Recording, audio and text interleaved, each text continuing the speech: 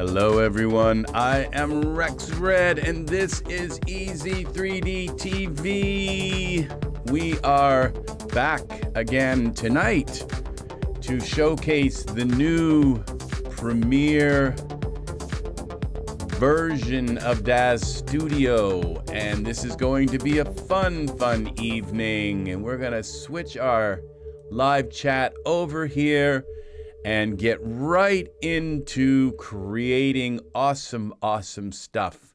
I got my shades on because I'm cool tonight, you know? I just got it going.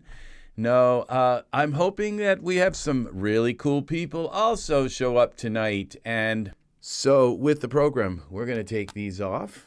We just do that so that when people see the little preview, they say, oh, wow, that guy looks pretty cool. I'll check him out. So maybe we can get you to subscribe. Please subscribe. We are going to jump right into this tonight. What do I have planned? I have nothing planned other than to just basically show you the new Daz Studio Premier. And see what's going on. Last night, I had a question about these. These are called visual menu, okay? And what I have here set up is my most used stuff. And as you can see, I can jump through different screens of my most used icons. And then in here, I wish it would just close when I closed it, but it's, you know, this visual menu icons. You know, Daz, you guys could implement this into Daz Studio. This would be a very good thing to implement in, but it needs to be fixed, okay? I can tell you a couple things, like when you go to close it, it should close. It shouldn't just keep, like, pulling up previous menus. It should just close, okay? Another thing is if it was embedded a level down so that when I open this, I could, like, if I put a figure in the scene like this, it needs to be deeper into the Daz interface than it is. It needs to be on the level of this, of the smart content. Because if I click on let's put a figure in the scene. We're going to start out. Tonight, we're going to try to make a scene, okay? Because last night, I did a lot of talking, and I didn't really get any scene kind of made. So we put a figure in the scene, and then when I open one of these windows, or let's just put a sphere in the scene also, just to have two objects, okay, in the scene, except, all right, now when I click on this and open this up, see, I can't click on these things, all right? But with smart content, if I come in here and click on this, and you know, the hair or whatever, and put the hair on the figure, I can click on these things here and still click on these things. So this stuff should be like a layer deeper into Daz so that when we open it, we're still able to click on stuff. And when I close it, like if I go through my screens like this, and then I go to close it, it doesn't like close. It doesn't go through as many screens as I actually went through, but it just doesn't close, okay? When I click on it, it should close. And also, like if I click on an HDRI, like I go through here and click on an HDRI, or click on something like, let's say this HDRI, see how that stayed open? I kind of like it to stay open until I close it, okay? But sometimes, like I'll click on another HDRI and see, it closed, okay? Make up your mind. What are you going to do? Are you going to stay open or are you going to close? So, and then there's another issue with this program, is that supposing I come in here and I put hair, body hair on the figure, okay, and I start putting, and as you'll notice now, the body hair is applying itself. Now, if I click on these while that's applying, Daz Studio will lock up. okay? And I have to click, click, click, click, click up in this X, close it, and reopen it again. Okay, so that's, I believe, again, because it's on too high of a level. Okay, it's like on the surface of Daz Studio. It needs to be deeper into like Daz Studio, into this, maybe like the level of the content, smart content, rather than, it's nice having them up here. It's nice being able, all of the editability and adding all the editability to them. This is the most amazing thing that's happened to Daz Studio in a while, okay? So we'll like, I can just come in here and now click on shapes and give this figure a shape.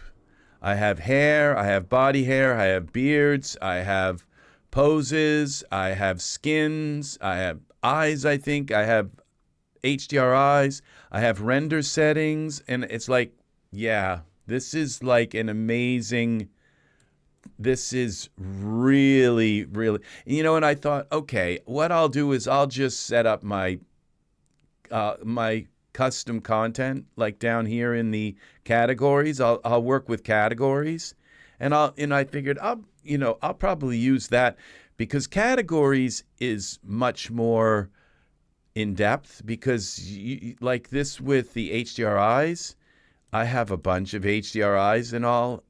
Well, and there would be nice to have some options to like have them just say open on far left or open far right, or set one window and all of the other windows will cascade in the same spot. I had to actually place each one of these, and you'll notice, because when I start getting towards the end, I didn't get them all placed, and which these ones I actually did, I guess.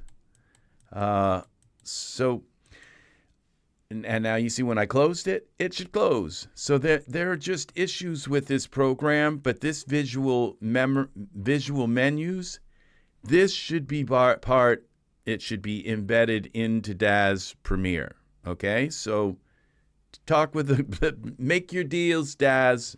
Get this in and fix it, okay? You get your programmers to fix this so it works right. Get it down on the level so when I open this up, I can still change things, okay? It's like, it just kind of locks.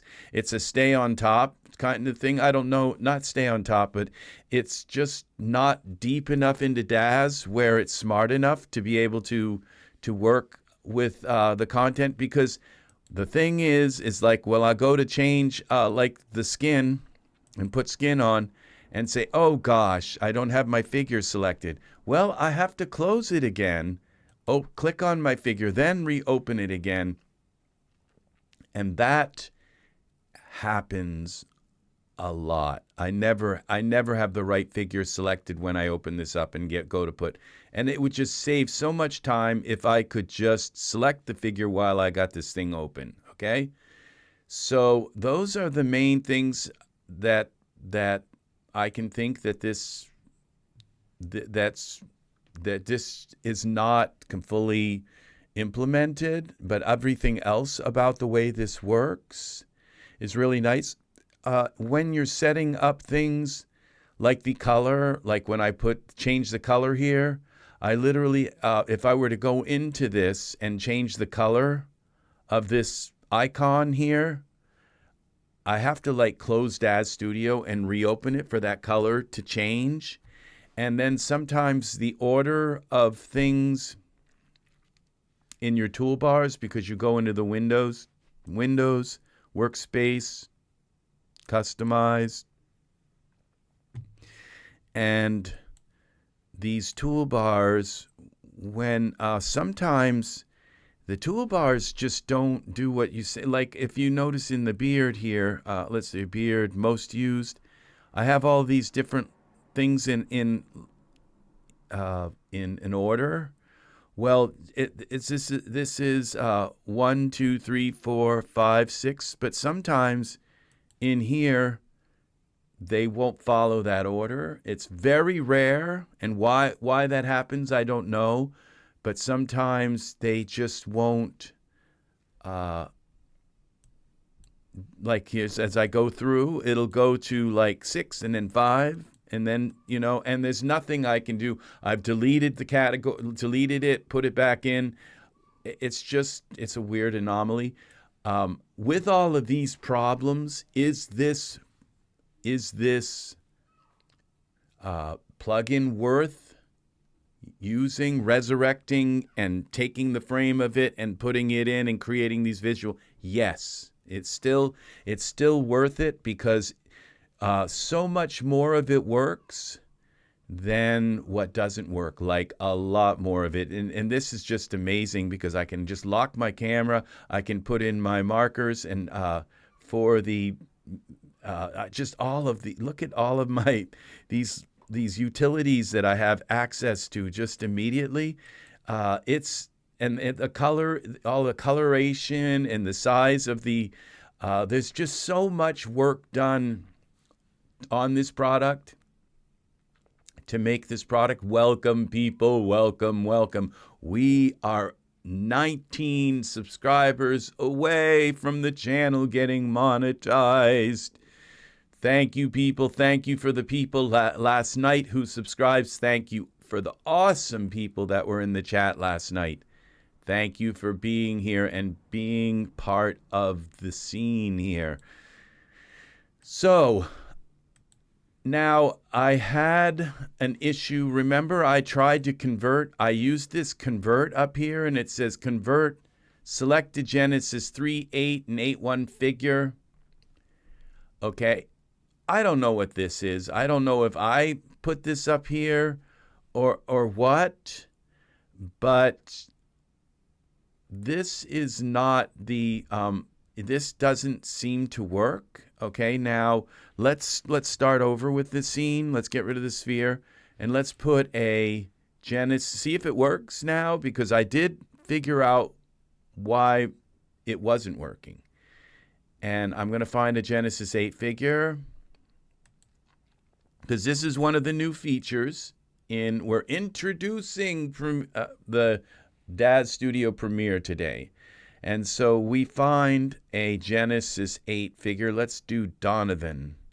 Okay, we'll put Donovan in the scene. Where are you, Donovan figures? Okay, put Donovan in the scene. My voice is I thought I was coming down with a cold last night. My friend told me that I was probably just working too hard and wore myself down. Well, it doesn't, by now, I should be like in full-blown cold, and I feel okay. So uncannily, they may have been right about that. So let's put some pants. Well, we're not going to put pants on Donovan. What we're going to do now is put our Genesis 9 figure in. Okay, into the scene. I am a bass, though. All right, and normally I'm a tenor. Ha! But, today I am a bass. We will wait until the Genesis 9 figure comes into the scene, and then I will try this convert thing. I don't know what put this up here, this whole convert thing, because it wasn't here before I did the Premiere thing. I don't think it was.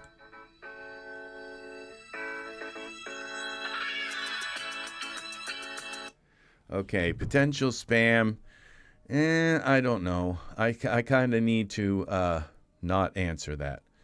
So what we do is select the Genesis 8 male, hold the control key, select the Genesis 9, and we're going to call this Donovan.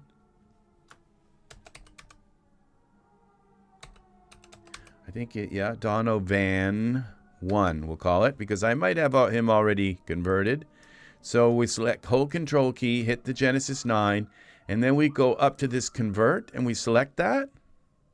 And this is, so I'm just going to get rid of this convert, whatever it is. I don't know what it's supposed to do, but it doesn't work, okay? So I have to close Daz, and it doesn't, the X doesn't even work. Like nothing works, okay? So that's an issue. Now, people have been talking about how Daz crashes a lot, and people have been talking about how, how kind of bad it runs. And I have to say that generally, okay, Daz runs really well, okay? I do some very, very intensive, complex scenes with many, many objects and running dForce with tons of stuff in the scene, with ultra scenery in the scene, a couple of different figures with hair and clothes and all kinds of layers on them. And Daz just trudges right along, and it's only very rarely when Daz will crash.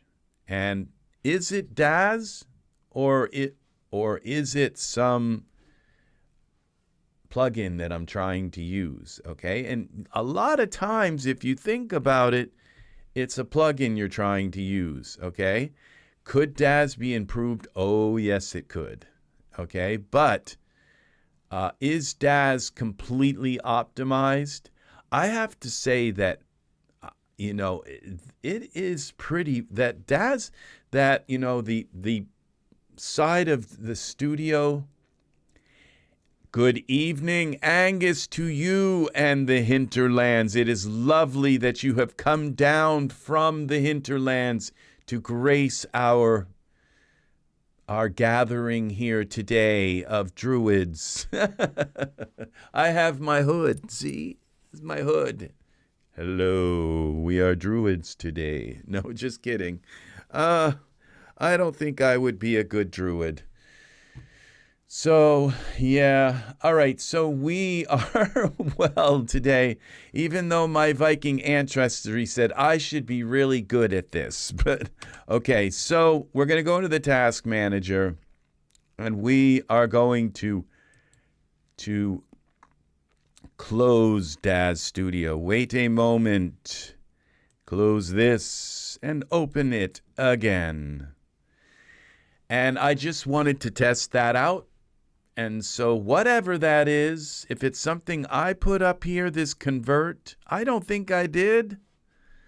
I think this is part of the Premiere, and whatever it is, it doesn't work. But what it's supposed to do, well, there's another way to run it, because I have my figure converter uninstalled. Okay, that's one thing I did, was I uninstalled my figure converter. And another thing I did, there's a program called Typey. It's Typi. It's something AB Typey or something. And that program is not compatible with figure converter. And we're not talking about character converter, we're talking figure converter. This is where it takes your Genesis 8 shape and turns it into a Genesis 9 figure. Okay, so this Typey program, if you go into the Daz install manager, we'll turn that on for a moment. Let's bring a figure back into the scene. Now, Ultra Scenery, we'll close that pane. We're going to close some of these panes so I can get around a little easier tonight. Things that I'm not going to use, at least right yet. Okay, what else can we close? I think that's it.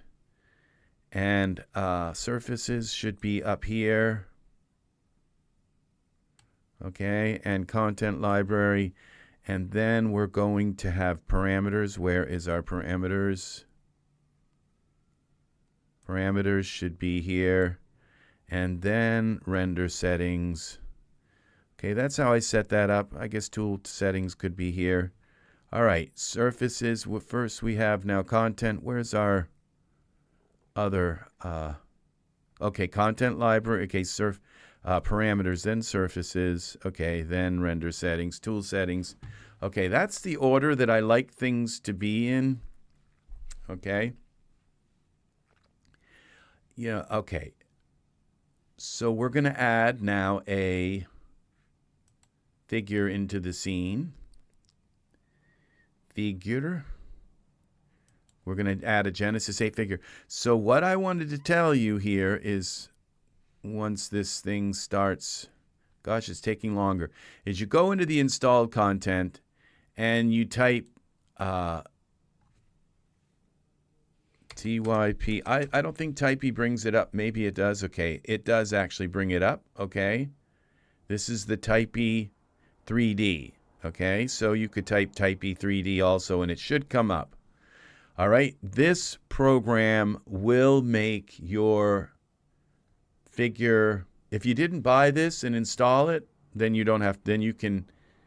Daryl, the only person I can find on YouTube providing any content for the new Daz release. Well, that is what we're doing tonight. Daryl, I hope you are subscribed. I only need 19 more subscribers, and my gargantuan effort here to get this channel monetized will be realized.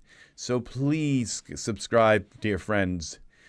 And thank you, Daryl, and welcome to the channel. This chat area is for you. It's for you if you have any kind of. I read the chat. I read all of the, at least currently. Now, if the chat ends up, going by so fast that I can't read it, I will still try to read parts and bits.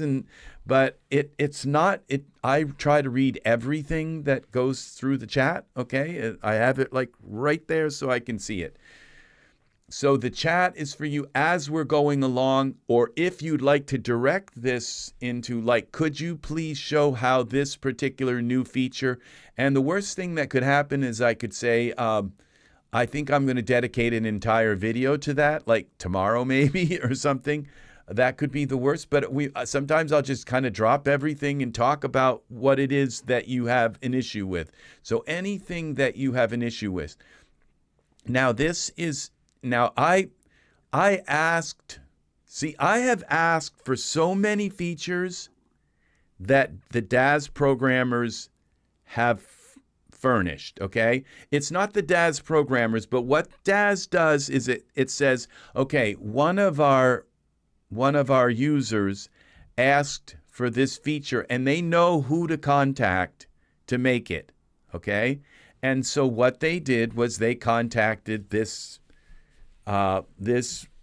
person and said, one of our users asked for 3D fonts in Daz Studio. They just wanted to be able to use their Windows fonts and extrude the text and use 3D text within. And I know there's an old program, and that's what I said in my request. I know there's an old program that works, but I'd really like to use something that gets installed with the install manager. It's not kind of this third-party thing. And so it was like a few months later, Typey came out. Typey works well. I recommend the product, but the only thing is it is not compatible with your figure shaping thing. And if you try to shape it, Daz will crash and you say, why did it crash?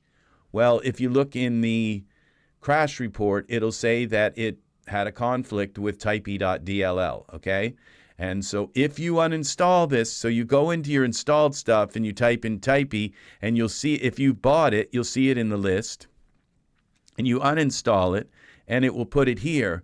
But sometimes Typey doesn't uninstall its DLL, which means you have to go into your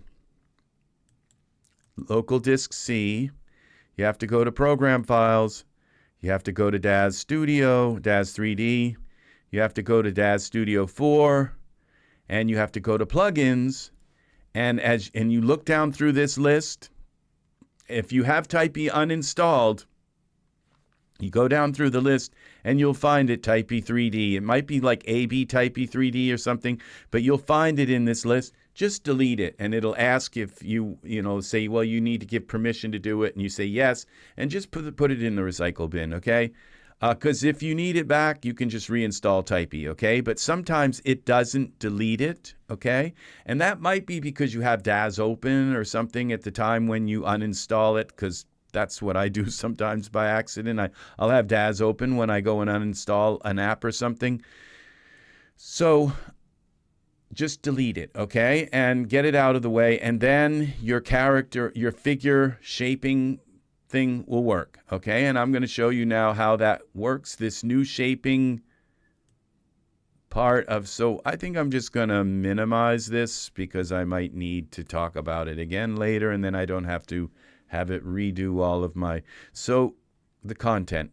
Now I'm going to find a Genesis 8 figure, okay, and let's go with this for Michael 8. I don't know if that's an actual, yeah, Michael 8 is okay. We'll use, what's this, Nick guy? Let's use Nick.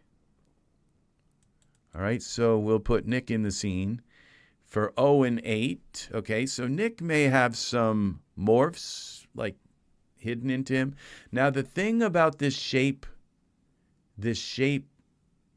converter, okay, that figure converter, which is a really good name for it, is that if your figure has HD ability, whatever your figure has on the surface of their skin, it will convert to Genesis 9. So if it has HD stuff, it will just kind of bake that all into one big morph, okay? And it will convert that figure to Genesis 9. So what we're going to do is bring this down a little bit like that, and then we can bring him in, and we can bring him up a little. So we don't have to put pants on him, because I don't know that putting pants on this figure when you're doing the conversion process is a good idea. So, all right, so we have Nick in the scene, and then we're going to add, it doesn't matter if you add the dev load or the Genesis 9. If you plan to just convert and then use that figure immediately, then you'd want to use the Genesis 9 and not the dev load. But if you just want it to be kind of quick, so I'll just do it. I want to make the morph. I don't necessarily want to use the figure. I might use the figure, but I have the morph then. Okay, so you select Nick first, and then you hold Control key, and you select Genesis 9. And this right here where it says convert, just don't use that, okay? I don't know what that is. I'm going to remove it because it just doesn't work. Okay, so what you do is you go into Edit, Figure, Shape, okay, and Transfer Character Shape. And as long as you have that typey taken out of your plugins folder and uninstalled, this will work, okay? I can't get, because you might have a particular plugin that I don't own, and it could have conflicts with that, all right? If that's the case, look at the crash report and see if there's a particular module that is listed that it crashed in, and you might have to uninstall that plugin and make sure that that DLL actually uninstalled from the plugins and it's not sitting there even though it's uninstalled. Okay, so we're going to now transfer shape, okay, and this opens up. And okay, I'm going to close this actually, cancel this, and what I'm going to do is call this Nick 1, because I think I already have Nick done. But what's kind of cool is this puts it in a different place than the original figure converter. It creates a folder, but these new ones put it in a different folder, okay? And I kind of like that because because I have like 200 characters that I used figure converter, and they're all converted. So I'm going to go get then here to figure. I'll show you what I mean. So we go to shape, transfer character. Okay, so now it says Nick 1. That's what it'll be called in the morph section. It'll be called Nick 1. And then I just click convert. And this is the part where it crashes. If you have a particular script or something installed on your computer that is incompatible with this. I hope it doesn't crash. So it won't. I'm quite sure this will make it all the way through and not crash. Oh, it crashed. Let's see what's wrong here now. See, now this is not good. Okay, I think I might have this moped. Yes, okay. These are both products by the same guy, okay? And as you can see now, what I did was I looked in here in the crash report, and I scrolled over, and it's kind of good this did this. So this Alvin Beamer, okay, your plugins are not like self-contained, okay? They're not releasing resources when they're not being used, okay? That's what's wrong here, okay? So what this means, and this is really good that this happened, okay? I'm glad this happened. So what this means, and I'm glad I got this still open. So I go into installed, and I go, I think it's A-B, M-O-P-E-T, mopath. Or, no, it's mopath. It's mopath. Or we just go mopath. There it is, okay? Mopath, and we uninstall. Oh, now I have, yes, I guess. Now I have Daz. Well, Daz isn't open. Daz, I hope it's not like stuck in a like sort of half open thing, but it's not. When Daz crashes, it closes.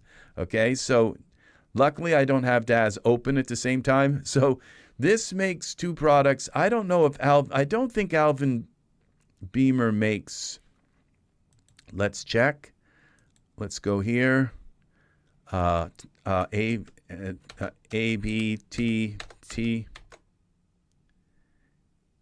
Oh, it's like T-Y-P-I.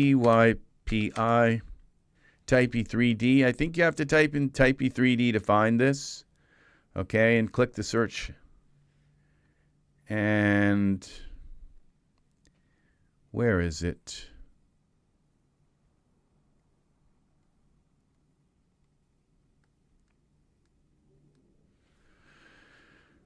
Okay, Type E3D.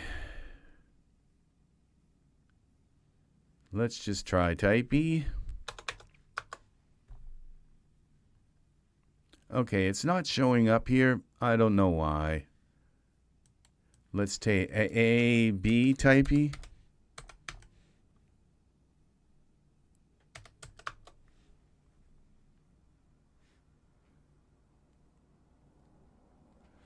Okay, so I'm not sure what I'm doing wrong here. Okay. It should just come up with Type E. Type E3D. Mopath. So I probably would say they've taken it out of the store because it's got issues and it's incompatible with the new Daz. There's our visual menus. Okay. Why is that coming up? All right. So, all right. Text. Let's try text.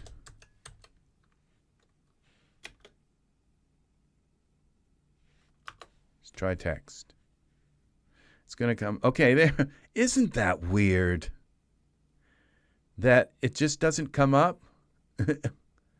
All right, thank you, Michael, and welcome to the chat tonight. Welcome to the tutorial tonight. So this is Type E3D, okay? And what we just saw, okay, and this is Alvin Beamer again. We're not getting down on Alvin Beamer because Alvin Beamer gave us this awesome, awesome program. And all I do is I just reinstall it when I 3D type. I just put in text and it came up also. I will reinstall this many, many times because it works like flawless and it gives you your TrueType and other kinds of fonts, all your Windows fonts accessible in Daz Studio. They're not releasing their resources. In fact, they're just holding on to resources like perpetually, and that's the same thing with this mopath. And mopath doesn't really work right now. So this Typey works 100%. I haven't had any problems with Typey. Mopath will let you create the path, but I don't know if it's just my version of Daz, but it happened also with the new Premiere version. When I go to bring the path into and convert the path to keyframes, it doesn't work. It crashes Daz. So, and I've gone into the mopath forum and mentioned this problem, and Alvin either hasn't noticed it or he's working to fix it and just hasn't, I don't blame, he can do whatever. He doesn't have to address the fact that there's a problem with his product. All he's got to do is work on it and fix it. And I don't care if it takes a month, I'll wait, because that mopath product is amazing. Okay. So just fix it. That's all that I care about. And the Typey 3D, fix it so I don't have to uninstall it. Okay. If there's a way to do it. All right. So we're going to uninstall. Okay. We have mopath now is uninstalled. Okay. Those two Alvin Beamer products stop the figure converter from working. Okay. At least in my system. Okay. On my system. Maybe your system, it doesn't. But if it doesn't, you probably don't own mopath and 3D Typey. Okay. So we're going to try again. We'll put in a Genesis 9 figure. I'll put the DevLoad figure in. And then we will find another Genesis 8 figure. And believe me, it has nothing to do with what Genesis 8 figure I chose, or whether if I use the DevLoad or the non-DevLoad figure. It has nothing to do with that. It has to do with Typey and mopath. And let's see now, will this work? Okay. I like when the PA artists do the little YouTube tutorials with their products. Yes, well, this is it. I could say I like it too, but when they do tutorials with their products, then that leaves nothing for me to do. And I'm like a leech, and I try to like portray myself in a nice way. But if they made good tutorial videos for their products, there wouldn't be any, I'd be out of a job. So, and we might work with these HD lips. Okay, we have lips today. So we might be working with lips today. So these new, see how they work? I think they're just morphs, okay? But we'll look at that product. If I said I was going to do it yesterday and I didn't, but I would like to. Now we're going to go down to figures. Let's put a Genesis 8 figure into the scene and see if this works. Okay, we're down to the Genesis 8 figure. We'll use, who are we going to use? We'll use Sebastian. I think I've got Sebastian already done. Kind of like to maybe grab somebody that I haven't done. Maybe we've got Bentley too. If I put a female, I'll have to deal with the, okay, let's go with Gabor. I probably have him done too. This Kaio. Let's do Kaio. All right, so we put Kaio in the scene. Now, he's Genesis 8. I actually do too, Michael. And welcome, Michael. Welcome to, I don't know if I just welcomed you, but welcome to the chat and welcome to the, okay, AutoFit. Okay, all right. Something's really bad is happening. He's trying to fit this onto the Genesis 9. We're going to cancel this. Okay, I think it's trying to do a shape thing. I'm not sure what just happened there, but that wasn't supposed to come up. All right, but it looks like it put Michael in the scene. And we've got some eyelashes here. Something wrong with his eyelashes, or there are some eyelashes floating around here. And I think those are the Genesis 9 eyelashes. Let's get rid of those. And it looks like we got two figures here. And so we're going to name this IO1. IO1. All right. Oh, I just renamed the wrong one. Okay, this is Genesis 9. I hope it doesn't matter that I renamed this Genesis 9. All right. And we're going to select Kyle first. Okay, Kyle first. Then we select the Genesis 9. And then we go to Edit, Figure, Shape, Transfer Character Shape. Now this should just work, okay? Now we have, okay, I wanted to name this Kyle 1, okay, not Kyle 1 HD, just so I know it's a second one. Edit, Figures, because I've already done most of my figures with this program. But I just want to test and see how this works. I've uninstalled my figure converter from Daz Studio because why have it twice? All right. But the one that Daz Studio has inherited still has the same conflicts with Typey. So they probably just didn't have Typey installed on the computers. It might be like advantageous that when they're at least testing out programs and seeing if they work, is to have like every single Daz product installed on the machine so that they can see if any of these products have conflicts with the products.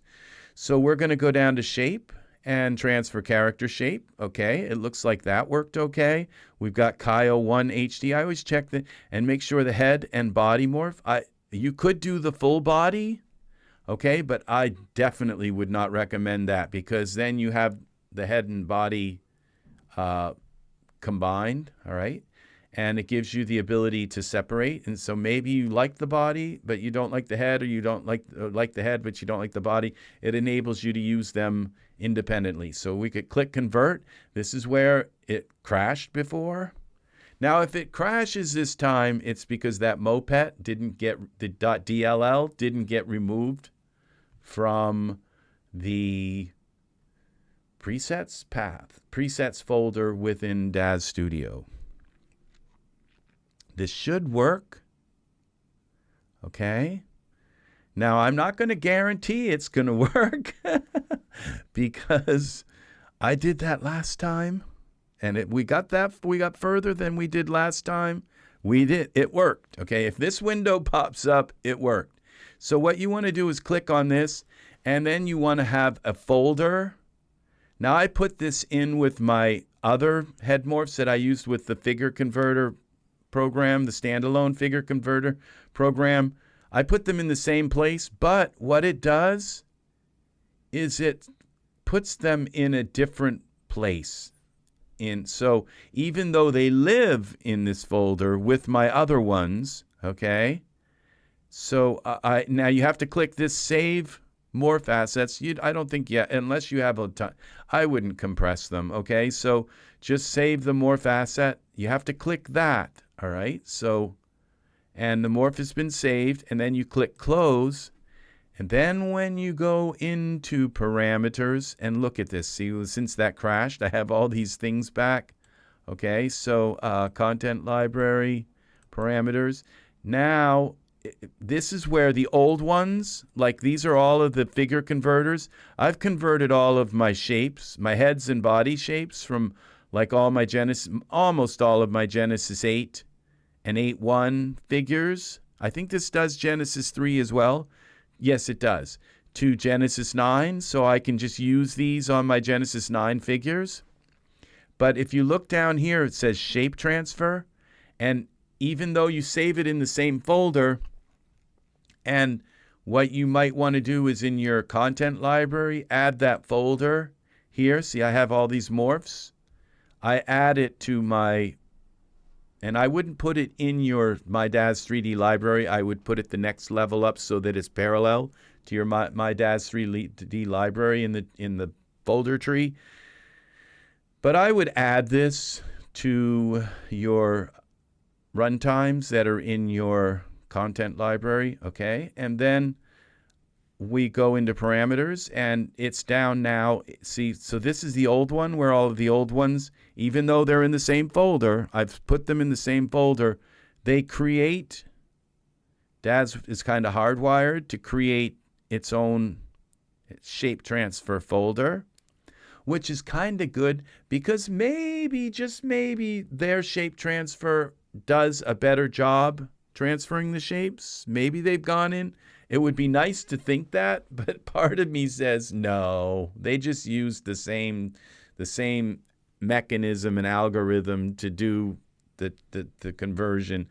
It would be nice if they went in and fixed problems, because some shapes don't work right. They end up kind of with long noodly fingers, and they end up with this joint here where the knee, like, really skinny, like it bows in weirdly weird. And especially when you put poses on them, it becomes very evident, okay? But now that this shape is here, this Chi shape is here, I can just delete these. I don't use, like, once it's converted, I don't use, like, the Genesis 9 figure that I have in the scene to, put those morphs on, because it's taken that Genesis 9 figure and switched it to base for some reason, okay? So so I just put a new Genesis 9 figure into the scene, which has all of the high-res stuff set up on it. And so we put this figure in the scene. Then we can apply those new morphs to the figure. I am struggling to say your name. Coactumelensis. Villagran, welcome. Greetings from Guatemala. Greetings to you.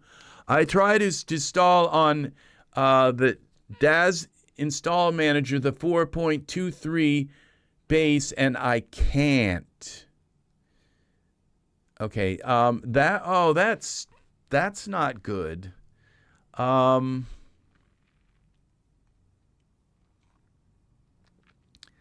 Okay, what you might want to do is go into your Install Manager and click on Installed and uninstall. We take out this mopath and just try to uninstall whatever Daz version you have here, okay?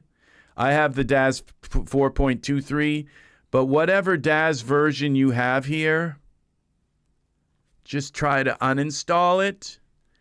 And then go back into your ready to install, uninstall your Daz version and try to install it again, okay? And once you uninstall it, and I always keep this delete package once installed. Okay, why?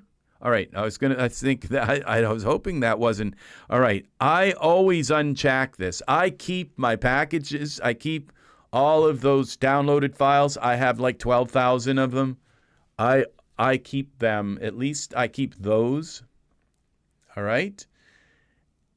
And I would then you go back in here and you'll see your Daz 2.3, and you try to install it again, okay? What you might do is uninstall the Daz program here. Then you could restart your computer and then open back up the Daz Install Manager and see what happens. It's very nice. Coctumelensis, Villagran. It's very nice that you subscribed and that you're willing to support. Well, you get 2 months free. But let's hope you hang on and you're able to subscribe and keep up your appears on gray to me.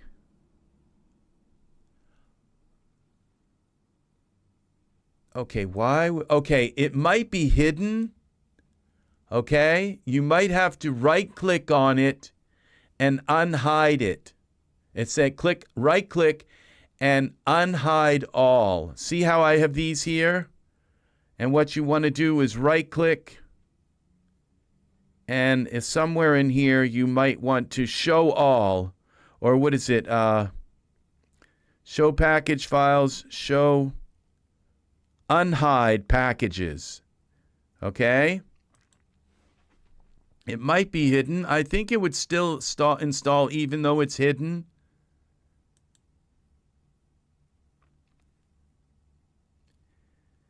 Anybody know what might be the issue with this? Okay, see if you can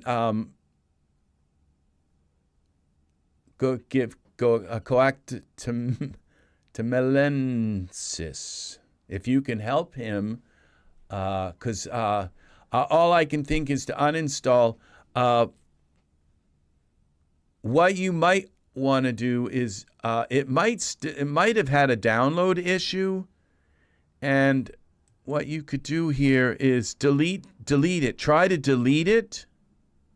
Okay, so click on these little three dots and delete the selected package, and select it here and delete it, and then see if then it will re-download and maybe it will work. Those are some suggestions. Let me know if any of those work, okay? So, all right, now, so now we have this in here. We have the Genesis 9 figure in here, so I can just put the body and the head on. And did that kind of work? It did. This worked very well because it just works. This figure converter is the only thing it doesn't do is resize the eyes. Okay, and so what you have to do is you have to come in here and select. Oh, I have. Thank you very much. I try to do that. If it doesn't work, don't hesitate to come back and say it didn't work, okay? Because maybe I can think of some other things that might work, okay? So come back in and let us know, okay? Thank you. All right, so 120. Thank you for being here, and thank you for checking in. And please subscribe to my channel, okay? I need subscribers, friends. I only need 19 more subscribers. So if you haven't subscribed, if you don't have a YouTube account, sign up for one for my sake and help me, okay? Help me out, okay? Thank you. All right, so we have 120, so we're going to put 120 is kind of like the hot number, okay? It seems to work for me. It always seems to work, be big enough. You might make it a little bit larger, but 120 seems to do it. But then you might have to actually move it around a little bit to get it to... But actually, this seems to have worked for once. Okay? But now the irises are too big. Okay? So what we do is we select the Genesis 9 eyes. Okay? Not each separately, or not the Genesis 9, but the Genesis 9 eyes. We go into parameters, and you type iris. Okay? And if you have this Vinme, it's the Vinme, like a Mega Morph pack or something, Vinme. You have to own this product. Okay, we don't want a 1 after it.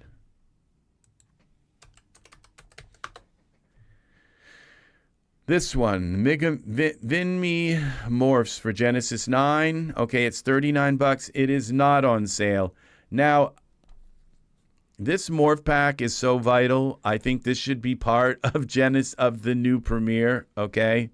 It's just, you know, being able to adjust the irises and all. I just tend to think this product belongs in like the Daz, in the Daz Premiere product, okay? Because they're just so vital for like really kind of important stuff, okay? And this is how important this is, because there's no other way that I know of to make the irises smaller like this than to just go like this, okay?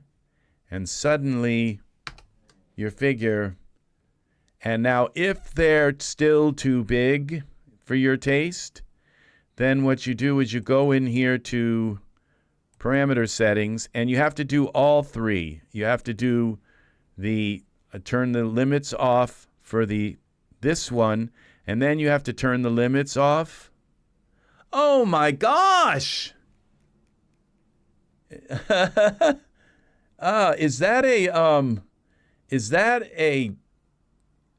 a donation? I'm not sure.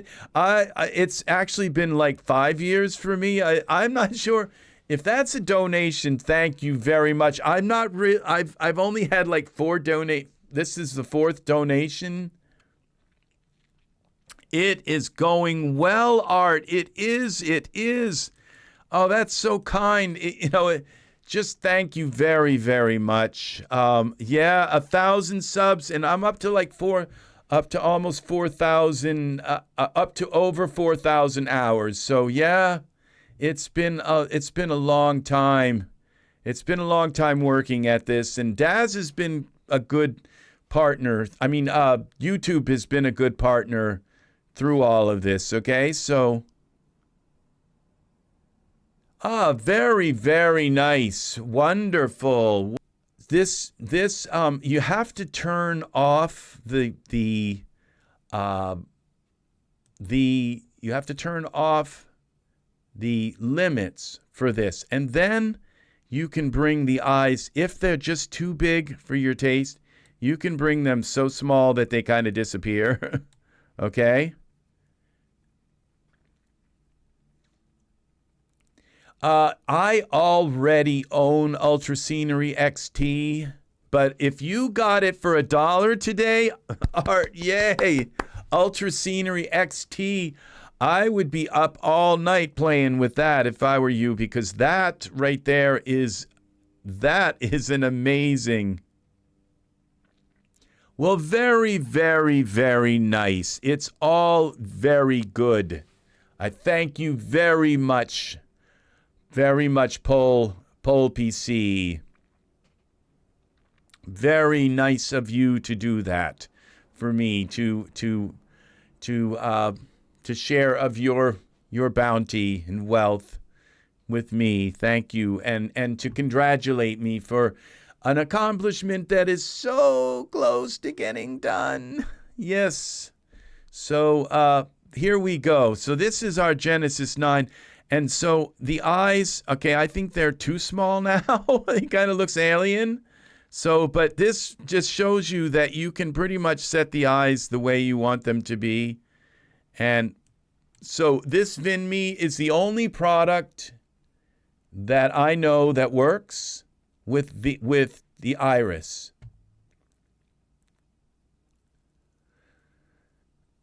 Oh, okay. So, well, $2.99 is an incredible It's an incredible deal, Art. Very, very, very good. Very good. So, yes, it is. So now we're going to go and put some skin on this guy. And maybe today I'll do a little bit of work with, because when I work with Daz Studio, I have like a hunger and a thirst. It's like it's like an addiction to ultra scenery, where I just want to play with it again and again and again and again. I'm always wanting to play with this guy. Looks very, very kind of Norse. There's something about his face that looks very, very Scandinavian. So we now have this here, and so let's put some pants on him. Okay. And now see, I have this open here when I have to click on Genesis 9, then I have to open it again. So just so we can work with him here. All right. We are going to put a pose on him, which would be here. And let's see what we have. If we're going to, okay, this is just standing. Let's see what standing does for him, okay? All right, this would be nice to have the fjords behind him, okay? And so some kind of mountains, and this would be, the only thing is the fist, okay? I'm not sure that the fist, unless he's going to be dressed in like Viking stuff. So we'll leave the fist and we'll see, okay? And it gives me an opportunity to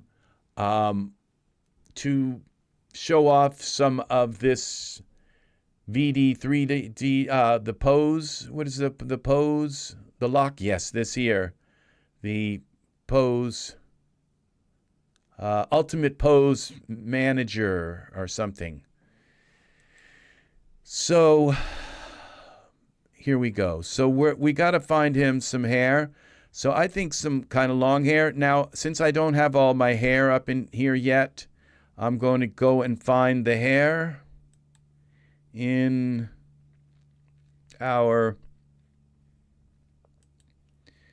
my figures. Now, there would be figures, hair, 9. I guess hair all, because we can auto fit. I don't think that hair would work. I wonder if this would work. The mohawk. Yeah, let's try this. Something kind of funky. Let's see what that does.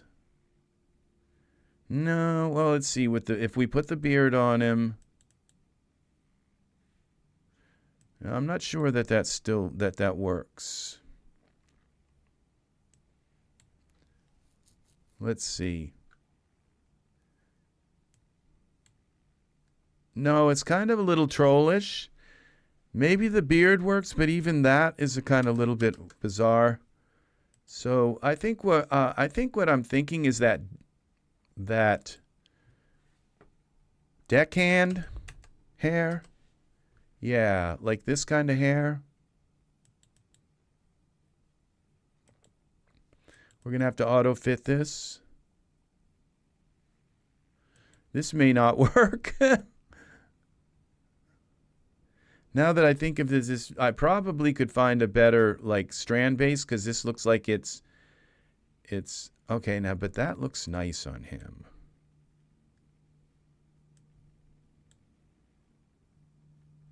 So let's see what we can find him now for a beard. So it would be hair. Do I have my beards? Yeah, I do have them done. And let's see what we have.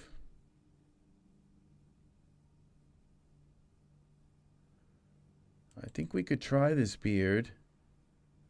Now, it might be too frizzy. Let's see.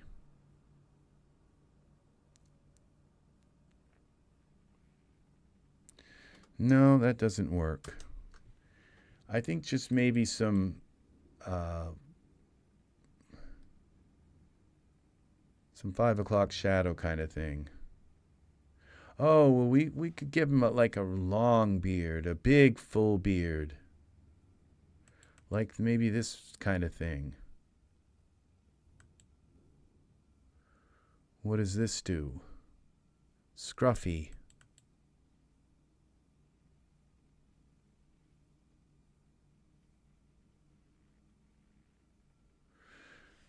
Well,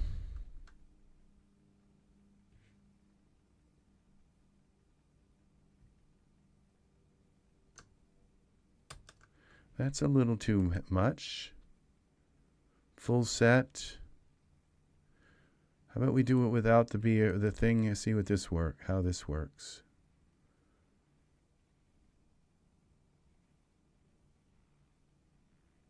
Well, that was like the hair and everything. And the eyebrows. Kind of looks cartoonish. But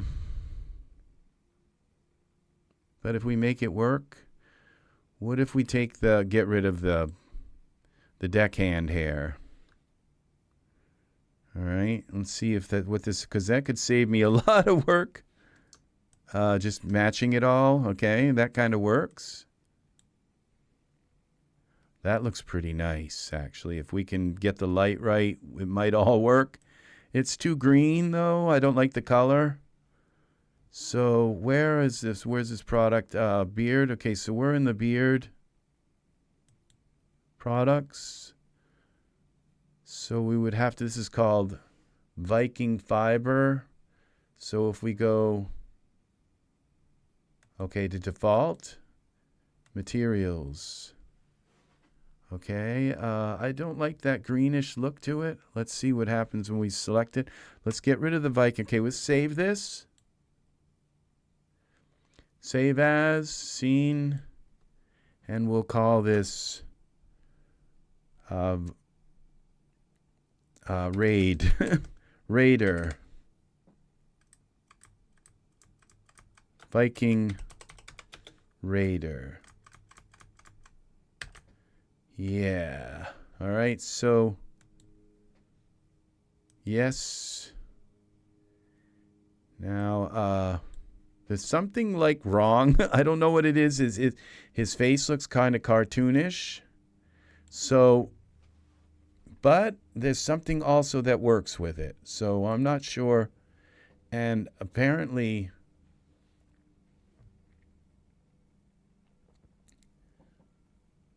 oh, nice. Very nice. Very nice.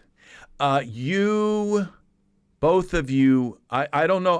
All I can speak for myself is for myself. We're going to use Ultra Scenery XT today. So if you hang out, okay, I will show you, because I am a pro. I'm not bragging or anything, but I know I'm a huge Ultra Scenery XT and Ultra Scenery everything Ultra Scenery fan. There's very, very little. I don't think there's like anything I don't know how to do with those programs. So it's just I was a huge, when Ultra Scenery came out, I own every expansion for it. So I will show you how to use it and how to leverage it if your computer is, because it can be a hog, okay? So you have to leverage it the right way.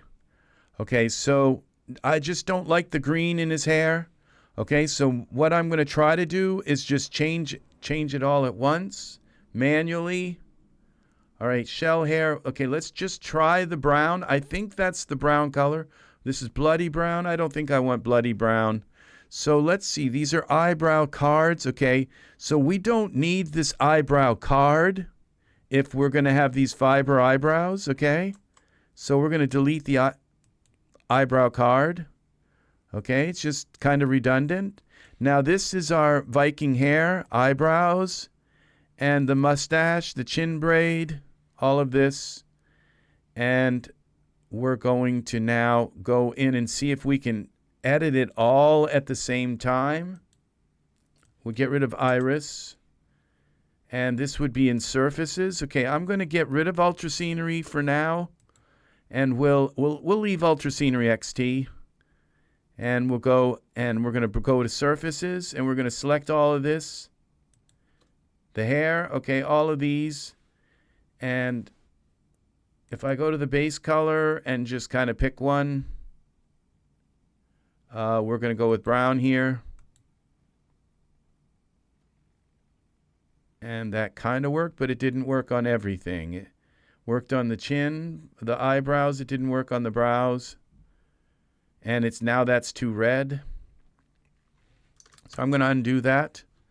And we'll go with the mustache here. We have hair 1 and hair 2. Okay, there must be a color down here. No. All right. So hair 1, we're just going to take some green out. Okay. And this. And hair 2, take some green out. Okay, that's the mustache. So you can see it's now pink. We didn't want that. Okay, but it's still green. Okay, so we'll bring the red up. Okay. And we darken it.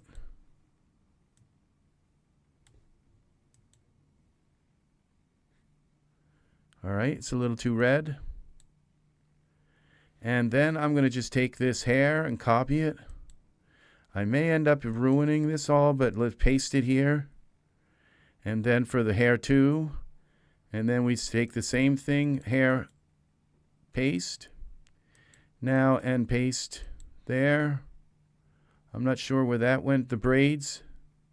Okay, eyebrows, paste it.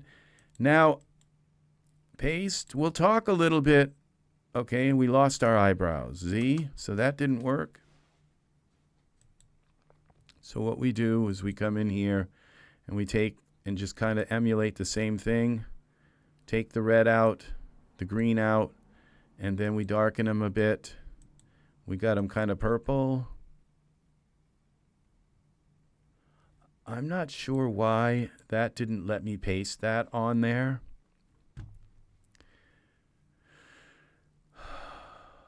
We've got to bring the red up. Okay, I think that works. And now we do the sideburns. And how many? Okay, we got hair 1 and 2. Can we just paste that here? Okay, that let us paste on these.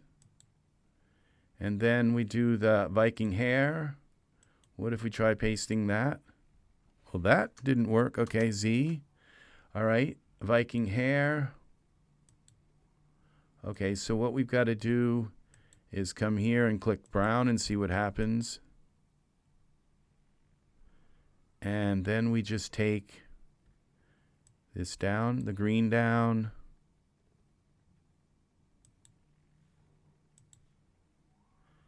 And we darken it. Why is that like so red? Some of these things I just don't understand. But, okay, the Viking hair. Braids, eyebrows, sideburns, okay, and hair. The Viking hair. Okay, so we got a glossy color. Okay, I have a feeling this Viking hair has another color down here. No? Emission. It's just very simple hair. Okay, this is strand-based hair. I believe this is strand-based hair. So what I can do with this... This is so strange that the hair... Oh, because this is like a transparency. Okay, so it's all part of this strange object. Okay, Z, we undo the move here. Okay, see, because you can see the bodysuit head kind of thing. But this should still work. Now, what if... Okay, so we just have to keep working with this, making it darker. I think this will work. No, it's not working. Oh, okay, and see, there's no drop down for this. This Viking hair. Okay, I'm going to get rid of that. Okay, I just deleted that, and that was, okay, I know what's happening, okay. That's this Viking hair. That is the transparency, but there's got to be another thing here. That's the actual hair. Braids, chin, crest hair. Okay, that's the top, all right. So now this we can do. We can bring this, the green out, and we can darken it some. And I'd kind of like the other stuff to be this color, this kind of, but it's a little maybe too red. Well, we could actually redden it some more. I'm trying to think of the word just escape me. It's captivating. Yeah. It is. It's exciting. Okay? It's working with Ultra Scenery XT is exciting, okay? Because it's so beautiful, it's so breathtaking that, now this is the color I want right here, okay? immersive. It's something that is breathtaking, you know? It's just beautiful. And okay, so what I'm going to do is take this color here, copy that, and we're going to put that on the beard because this is still green to me. And I'm trying to get away from that green color. So we're going to do the sideburns. We'll do paste and see what happens when we paste one color there. And we'll paste it on both. Paste. Okay, that sort of worked. And the braids in the chin area, we'll do them both and paste them at the same time, I think. Okay, and shorts, okay, those are different. And the mustache, paste them. Okay, okay, now the only thing is the eyebrows. When I paste these on the eyebrows, they disappear. Isn't that strange, Z? You just can't paste them. So we'll just darken the eyebrows some. And I guess that's our guy. So we're gonna start with I could put Viking armor armor on. I think I want to go. Okay, I could put Viking armor on him, but I think we're going to work with ultra scenery instead right now. So we're going to save this because if I put all this clothes and stuff, and ultra scenery is a hog in itself, then this guy's going to just slow everything down. Now, this is the first tip that I'm going to tell you. You have to have a figure in your scene. Now, you could just load like maybe a Genesis 3 figure or something that doesn't take a lot of space, okay? Just because you have to have a figure in your scene so you know how big everything is, okay? And now, Art, do you own Ultra Scenery 2? That is the question. So do you own Ultra Scenery 1 or Ultra Scenery 2? And so I need an answer to that. And if anybody who can say, yeah, I'm not only the poor side, but I'm frugal. Yeah, well, I think we all are when it comes to Daz because we want to own everything and we don't want to pay an arm and a leg. Just the XT. Okay. So XT, okay, does not make the ground you stand on, okay? Okay, so you both own just the XT. All right, well, I'm going to show you how to use XT without owning Ultra Scenery because they kind of go together, okay? But, so you have to... XT makes the background, okay? It doesn't make the land you stand on, okay? It makes the land that you see way in the distance, okay? And so you think about the way land works, okay? Is that the land you're standing on, it only has to be, like if I put him on a piece of land, and I just had a tiny little piece of land, like it just drops off about 4 yards beyond him. Well, so what? Because, maybe he's standing on the top of a hill and the hill just goes over and goes way, way, way, way down. Okay? And that's kind of the optimal situation for Ultra Scenery XT. That you put him on a little piece of land, okay? So that he's standing here and the land drops off. Oh, wow. Very nice. Well, I own just about every HDRI that the Daz store puts out, except some of the newer ones that are expensive, and I don't own them. I don't use them I don't buy them until they go down to like $2, $3. So, this is what we're all doing. None of us are paying full price for stuff unless something we absolutely have to have, at that moment. but most of us are buying stuff and we'll say, oh, that'll make a nice scene someday. How many times have I said that? Well, about 1,299 times. So, so what you want to do, and retry notice appears. It doesn't, a retry notice appears. It doesn't go any further. I couldn't install the program. Okay. I'm gonna shorten your name. We're gonna call you Villigran. Okay. Okay. So that I don't, because I'm stumbling over your long name. It's a beautiful name, but I just, and I'm sure it has beautiful meaning. Villigran. I couldn't install the program. A retry notice appears. Retry. Okay. All right. That when the retry notice appears, it means that files are being used. Okay? That they're in use by something. That something is using them.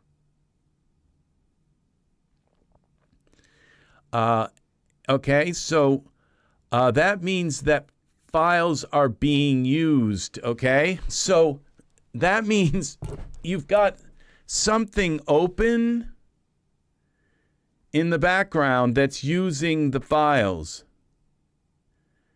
Okay, I'm not sure. So you might want to go like Control-Alternate-Delete, okay? And look, like hit Control-Alternate-Delete and open up the task manager, okay? And look down through and see if there's any Daz Studio stuff running.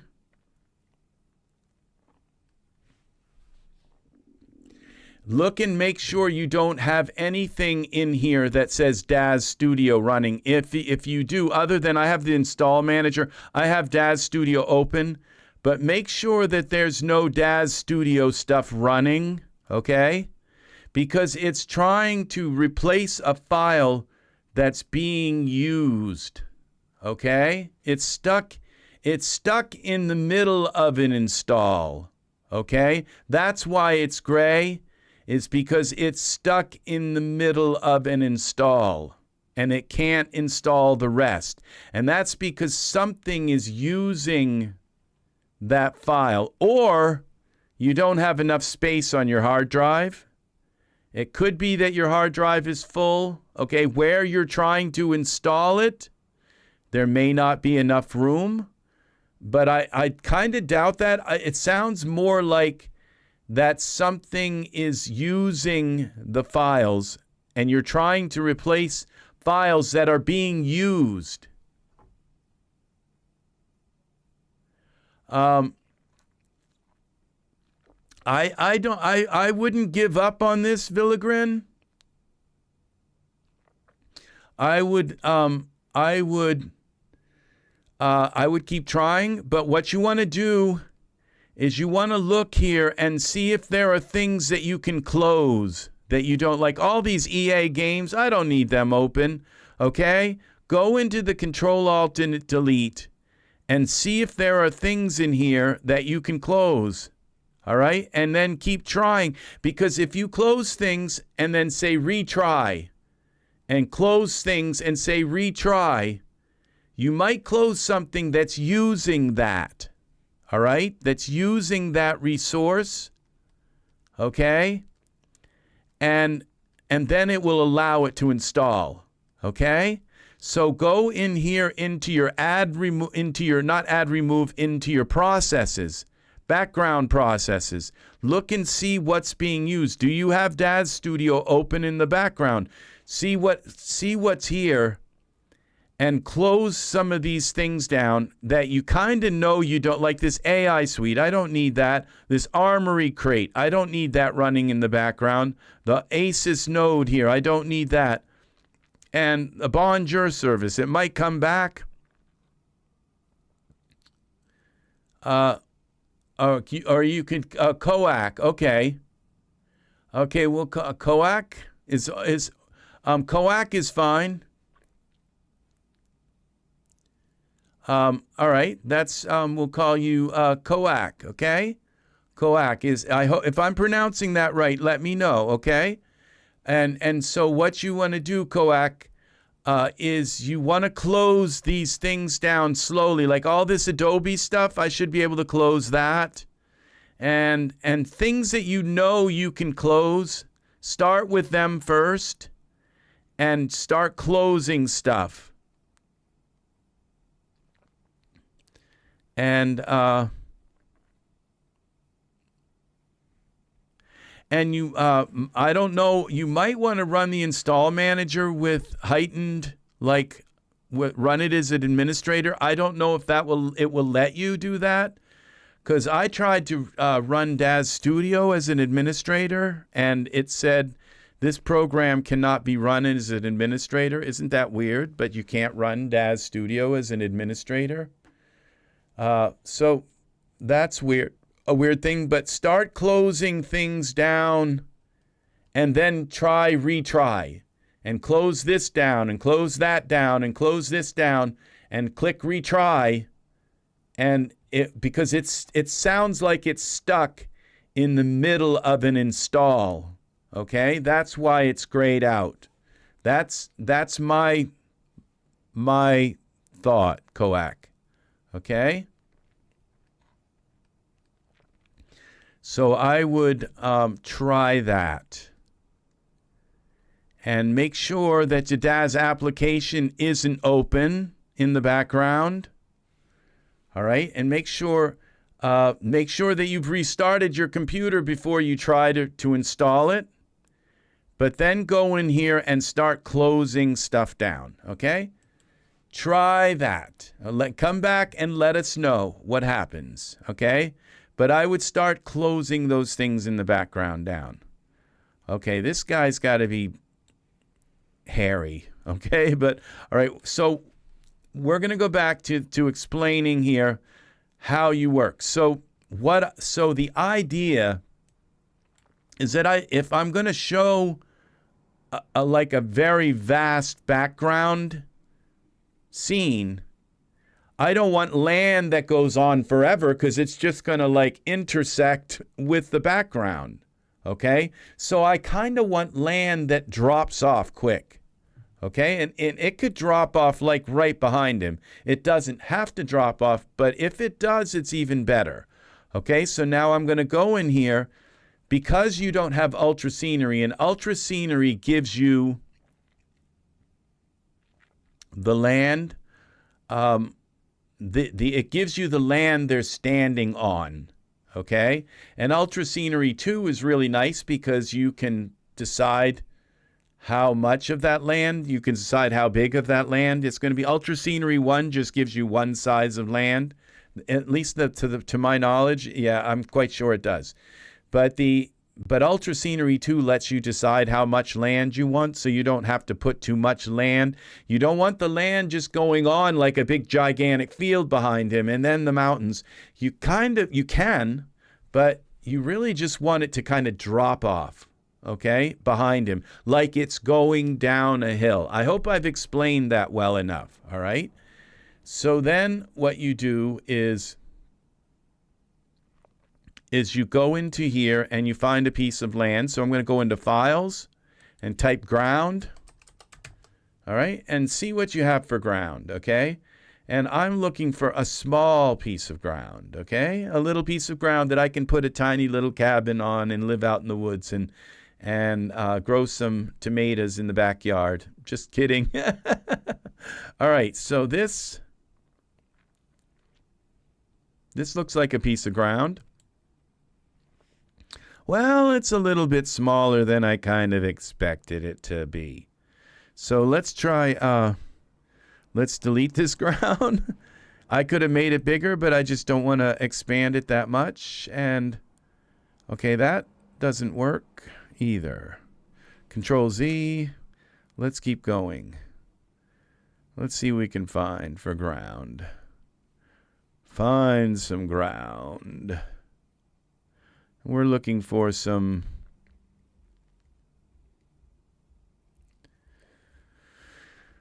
what kind of ground do we have? Okay, here's some other ground. These are textures for ground. This is ground that's from the aerial ground, like looking down on ground kind of thing. There's a ground plane. And even if the ground is like really big, you can still pull the ground in ahead so it doesn't stick way out. And I'll show you what I mean by that, okay? So this is prop, okay? Let's try this piece of ground. All right, I might try to use this. So what we do is, this is mason. Oh, this is ground for inside a mason jar. It'll still work. So we're going to take this ground and see what happens when I scale it. Okay, and then bring it down like that.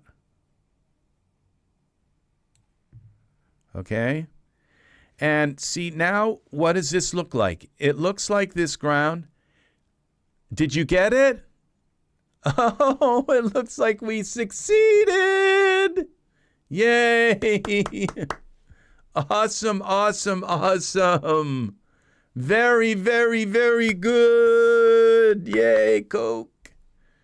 Coac, you did it. You did it. Very good.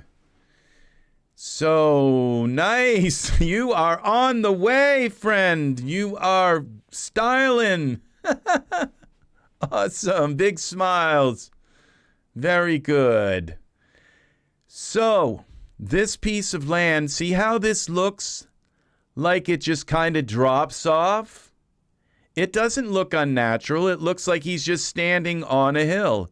But what it does is it allows us to make this expansive, far away, distant land behind him. Okay?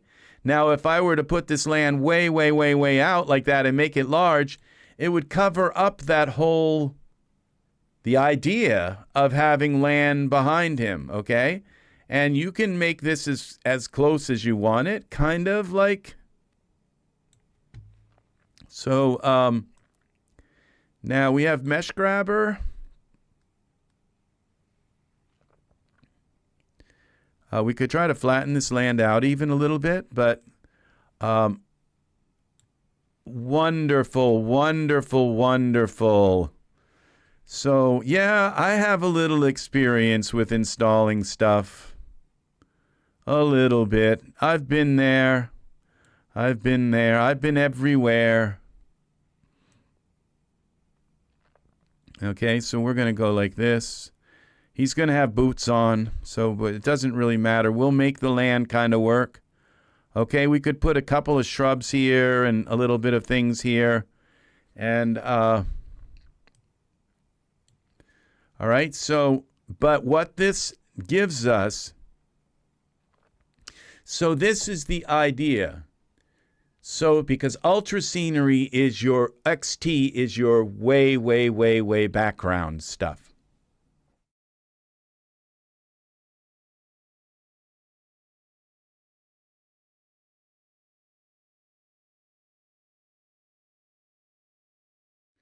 Okay, so we're going to now start working with Ultra Scenery XT. So what you do is you go up into your window and your panes, okay? And you, if it's not here, all right, there might be, you might have to put a code in to, you might need to put a code in to make it appear here, and that would be in your help, okay? And I'm not going to go into here because my codes are here.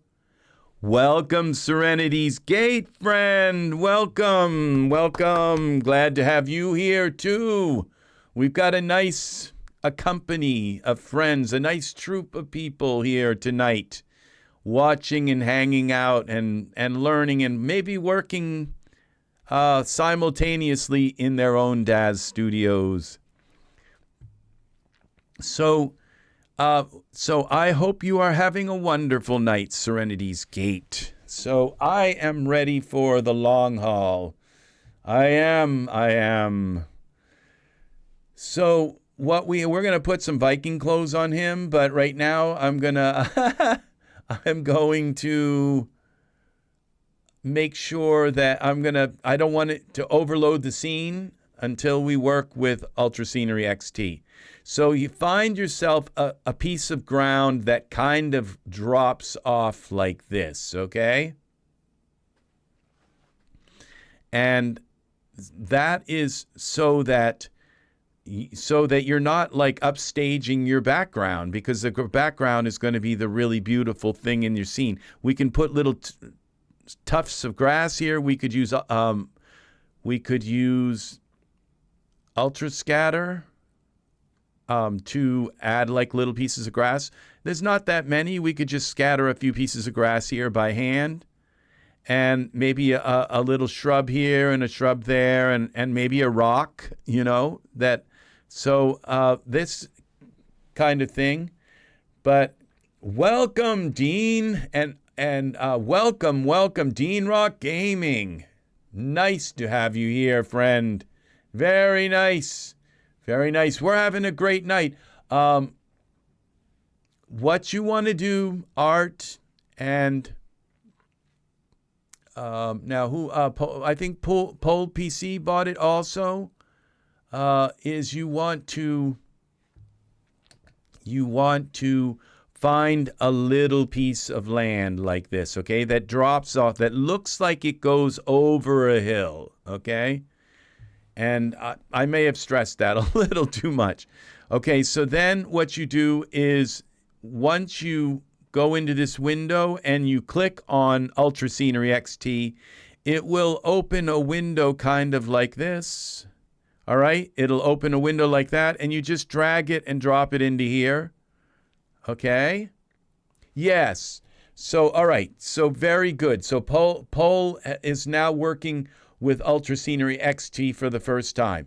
Okay, so once you get Ultra Scenery XT, if you just notice that I just dragged it and dropped it in, because the first time you open it, it'll open like this, okay? And you just take that little tab here, and you drag it and drop it anywhere in here, okay? And it will stay there, and it will remember when you close Daz and reopen it, it will remember that it's there. And then you click on this plus thing, okay? And just leave the resolution at 512. The land is still going to be the same size. The resolution is how many little squares are in the land. Okay, and 512, I believe, well, you can go even smaller, okay? So if you do, the land's going to be kind of jagged. All right, your mountains will be jagged. A little bit have jaggies on them. But they're not too bad, okay? Even at 128, they're not too bad. So you can decide what you want to do, all right? And if your computer is really kind of weak, you might start out with like 256 at first, okay? Because it'll still work, okay? The Ultra Scenery still work even. It doesn't change the size of the land. It just changes how many divisions are in the geometry that are in the land, okay?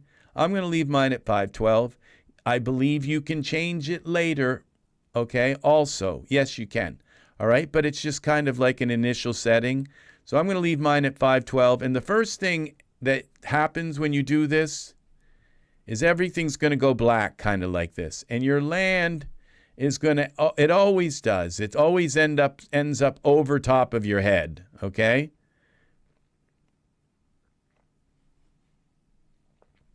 Uh, 1660 Ti. Okay. So, all right. So you might want to set it down to like 128, okay?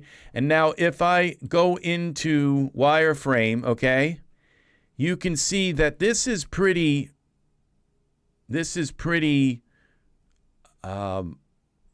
refined, okay? The geometry in this is pretty fine, okay? But now this is where that setting is at this 512. Now if I go to 128, look what happens to the geometry. See, the geometry got like much finer. Okay? Now, I don't believe this geometry, by setting it at like 256, I don't think it takes up a ton more of your space, okay? I don't think it takes up a lot more. I think it's more the textures that go on top of it that kind of take up the space. But I'm going to leave this at 512 for my particular purposes. Okay, now what you do is you don't just drag this down. Okay, you don't select it and then use your move keys and drag it down so that it's under his head, okay? Or underneath and in the background. That's not the way that Ultra Scenery XT works, okay? The first thing you do is you make a save location. So you make a folder on your computer where you're going to put all your Ultra Scenery XT background textures and data that it needs, okay?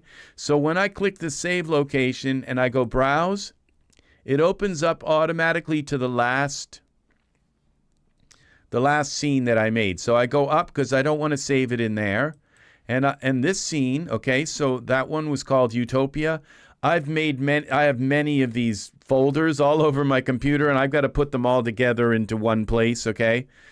But this is the newest place, is in the My Saved Items folder. That's right near where my Daz 3D library is, okay?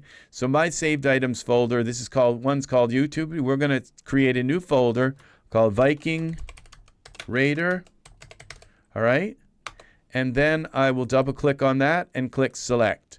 Now it has a place. It won't work unless you give it a folder to put all of its stuff in, okay? So that's the first thing you do. Well, the first thing you do is you put it in the scene and you set your resolution and then you set your folder, okay? And then you've pretty much done the hardest part. Chris S., welcome for the first time here to the chat. So, all right, so once you have your folder to save this, now you see this curvature on this land? That's this image. So if I change this map, like if I update the map, oh, okay, well, I don't want to update it here. What I want to do now is just change. See, this map is created by this place called noise, okay? Don't worry about the eroded hills. Don't worry about the height map right now, or the presets. We could talk about them. We'll talk about them later, okay? We're going to talk first about this height map, this image that's creating. Now, what I'm going to do is I'm going to like select Ultra Scenery XT. So when I clicked on this plus sign, it put this in the scene. So when I select it and then I click on this, that is the Ultra Scenery XT, okay? And that little teeny tiny square, okay, there. Don't let this scare you, okay? That's like it will take up a ton of stuff. So that's why you might want to set your resolution down to like 256 or 128, okay? And so if I go to 128, you see it just took a bunch of geometry out of this, okay? And if I go down to 256, it adds a little more. And if I go to 512, it adds more. And if I go to 1024, it adds a ton of geometry into it, okay? And almost so much geometry that it's almost not even transparent. So, okay, but we're going to go back to 512 again, all right? And now if you look sideways and all, these mountains, these are mountains, okay? Because that little teeny tiny square, that's the square where our figure is standing. That little teeny spot, that's that little piece of land. And so this is Ultra Scenery XT, okay? As it creates this massive, like, far distant mountainous land, okay? And what's fun about this, okay, is that now if we go back to our figure, okay, we go back to the Genesis 9 figure, and we select this zoom, zero in, frame in on this, you'll see that the land goes over top of him, okay? And his feet, as you well know, are at 0, okay? You know that the figure comes in and their feet they rest right at 0, and he's in the center of the scene and all. And if I turn on the ground, okay, because I have it show floor, we'll show the floor, okay? I didn't have that showing, but this is 0, okay? He's roughly at 0, but the land is over top of his head. That's not good, okay? So, and that's the way ultra scenery always comes in, okay? The land seems to always be over his head. So we're going to click on this Ultra Scenery XT, and we're going to now frame in on that again. Okay? Now, if you go up to the very top part of this, because you scroll up and down, okay, to go through, you just put your mouse over and you use the scroll wheel, and it takes you up and down through Ultra Scenery XT. You'll see maximum altitude. This is actually pretty easy to use, okay? And it's fun. And the results are gorgeous, okay? They are utterly gorgeous, okay? So what we do is we have a maximum altitude of 100 meters, okay? And we have a minimum. Welcome, Joshua. Welcome, welcome.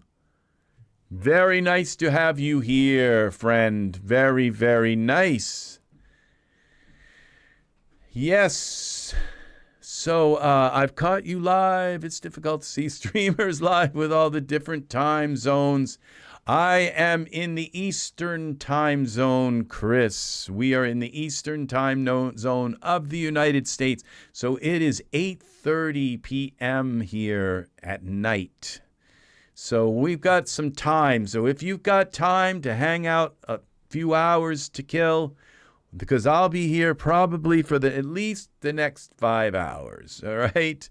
I should be doing other stuff tonight, but last night was such a wonderful night with everybody that I just couldn't drag myself away from coming in here and being part of this. So, all right. The next part we're going to focus on, this is right at the top, okay? It's right when you bring it, it's right where the 512 is, and we change the resolution of the mesh. You're going to see width, okay? So I would leave it at 1,000, okay? Because you want your land to be very, very far away. Okay, notice when I have this ultra scenery set that I could drag this around. Don't, okay? If you drag and move this even a tiny bit, when it goes to put plants and trees and grass on it, they'll all be in the wrong place, okay? Well, it doesn't put grass on. But this is my maiden, okay, not going to dox myself, but this is my maiden Blender account. That's okay. Blender is not a bad word here. 2:30 a.m. Well, that's late, okay? So I hope you can hang around, Paul. The maximum altitude, okay, so this width, it says 1,000. I would kind of leave it at that, all right?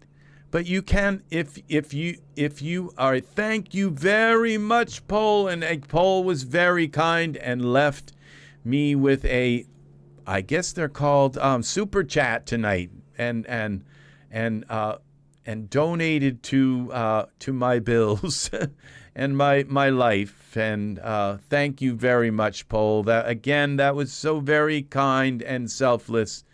And very, very nice. Thank you very, very kindly.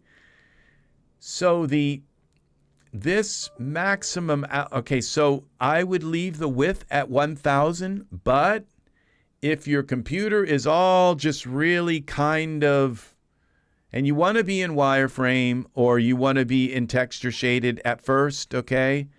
And so if your computer's really fighting you and you've got it down to 128, and it's still fighting you, then you could bring this 1,000 width, and if I bring the 1,000 width down to 500, okay? See, it makes it smaller, okay? And the land's not going to be as, massive and all, okay? But I very much enjoyed your video about the Daz depth maps using planes, the one with the wizard. Oh, thank you. that one was a fun tutorial to make, and doing using the Daz horse. That was very fun. That I love these processes, and the thing is that I don't expect to remember all of this stuff. That's what my video is for. It's like when you want to use a depth map, you just go back and kind of skip over the video and find the parts that you need out of the 6 hours worth of material. And that's because, you see, if I wanted to use a depth map right now, I would struggle. I would need to go back and watch my video again to figure out how to do the depth map. So all of this stuff I don't necessarily, some of it I've kind of got down, like this Ultra Scenery XT. I've used it so many times that I don't need to refresh my mind on how to use it. So, okay, so you might want to go with the resolution and make it smaller. Okay, I'm going to go back to the 1024. And no, it was, okay, that's the resolution. Actually, I'm going to go to 512, back to 512, but I'm going to go back to 1000. And notice how it kind of changed the map here. It used a smaller portion of the map. Okay, that's the way it works. Okay, so I'm not sure. There may be a way to, there is a way, I think, to make the map, give it octaves. Okay, if you go into octaves, it will get smaller and smaller or larger and larger. Okay, so this map is a, what's called, I believe it's a depth map. Okay, but it's an algorithmical depth map. No, we're gonna go and finish talking about this first. Okay, is the maximum altitude and the minimum. This is kind of the fun part of Ultra Scenery XT. Is you don't move the map around. So you don't move this up or over or down. You never move Ultra Scenery XT. You use this, the up and this, to move it, okay? And you use this to reshape the land. So if the land isn't the right shape that you want, well, you come down here and you use these and you change the map and the land changes, and you change the seed. Like if I change this seed, notice I get a different land. And you got 1 million seeds here, or at least 10,000 or 100,000 seeds or something like that. What is it, 1 million? It's like 10,000 seeds, okay? So each one gives you a different map, okay? And then you have scale of this, and you have octaves and fractal gain and warp, and so you can change this so that you get all the right kind of map. But we don't know what kind of map we want yet until we get the land under him, okay? Now, if you look at this up here, it says maximum altitude is 100 meters, minimum altitude is minus 25. So if I look at this from the side, okay, what you'll see is that it goes up, the highest peak goes up to 100 meters, okay? And the lowest peak here goes down to minus 25 from 0, okay? So if I want the land to not be over his head, so if I take and now go back to our figure here, Genesis 9 figure, okay, and we zoom in on him, and then we go click back on Ultra Scenery XT, and what if I go minus 50? So that it's the lowest part of the land goes even further down, okay? And I hit enter, and look what we have. See, suddenly the land's not over top of his head. And now if I click on our Iray, look what we have here, okay? See, so this is how this, and this isn't what this is going to look like, okay? This is just Iray, this Ultra Scenery XT cheats to make it look better in, to make it so you can see something in Iray, but what you see in the final render, because I'll show you, like, if we go here to this, okay, this is the final, I'll show you what a render looks like, and you'll notice that the ground looks totally different, really, and so it's not like that, okay, so but it just lets you see sort of what it's kind of going to look like here. And it's going to look even better once we put a biome and all of these other things on it. So, but now you see the idea of this, like, looks like it drops off, and then this is way in the background, and then you have your HDRI in the way background. Now, if I put big giant trees on here, then it's going to look like it's kind of close. But if I put little teeny tiny trees all over this, like 80,000 little teeny tiny trees on this, then it's going to look like this is far away, okay? So that's kind of how this works, all right? And so now what we're going to do, so I think this looks, so what I can do now is come into this seed here, and I can just change this a little bit. And you see what it does to the land? It just takes the land and changes it in all kinds of ways. And I'll probably never find that original seed that I had. But, okay, and it's still doing the thing, but what it's done, okay, now when it goes back over his head, that means that maybe the front part of the land goes way down to -50, but this particular part goes up. So you just kind of mess with the seed until you find what you want for the land. Or you can change the octaves, you can change the fractal gain, you can change it from cellular to Perlin. Okay, and then you kind of mess with, see, this is the Perlin map, and then you just mess with that again, and until you get the kind of land you want. Now this Perlin seems to be hell-bent on not giving us, like, being above his head. So I could bring this down to, like, instead of 100, like height, I could bring it down to 50. Okay, see how that worked? And so it's not quite so high. It's 50 above 0 and 50 below 0. Okay, so you decide, and that this is just a different kind of map. Okay, and then I can kind of mess with this a little bit more. And see, and even though this looks like it's like kind of right behind him, it's not. If you put little teeny trees on here, it's going to look like it's far, far away. And you wait till you see how amazing this looks, okay, when it's done. All right, I like that, okay? So we'll use that right there. And so now what we can do here is we can go to presets. And these are the different, this is the, we'll start up here. This is the terrain map. This is what goes on the land. And like I say, you can see kind of the rocks coming through. But I believe once it renders, it actually looks much better than it does. But we have different kinds of terrains, okay? And I think they become more sandy and kind of arid as you go.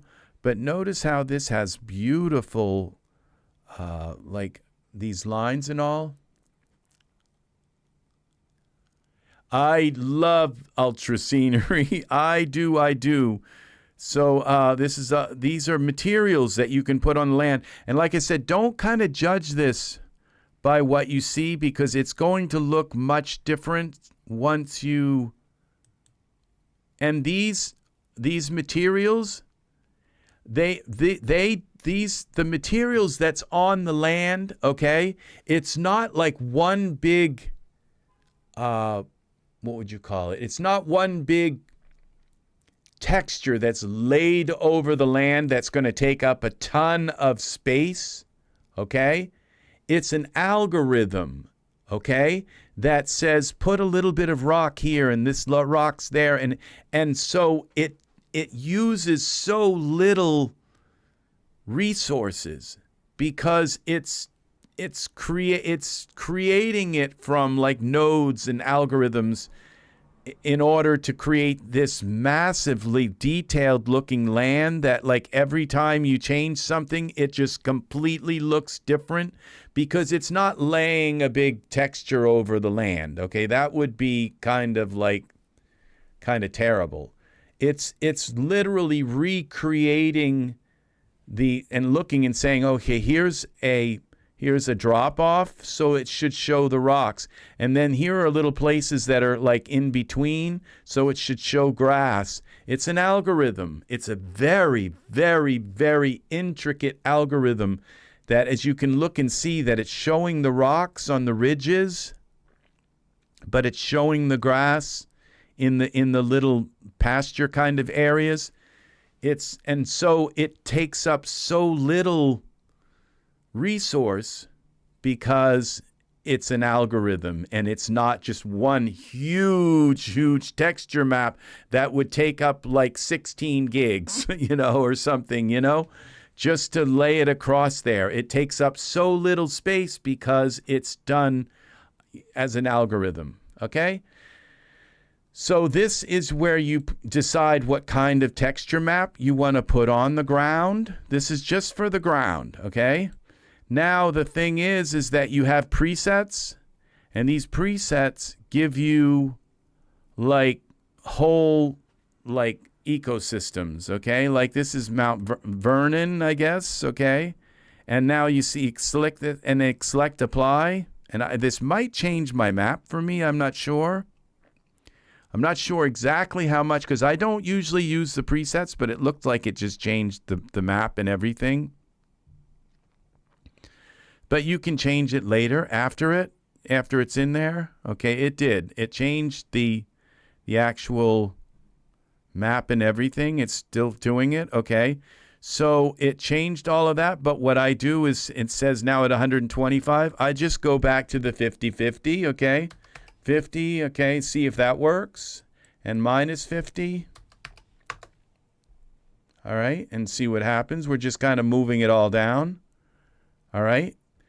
And this added water. And what's really nice is it's smart about the water.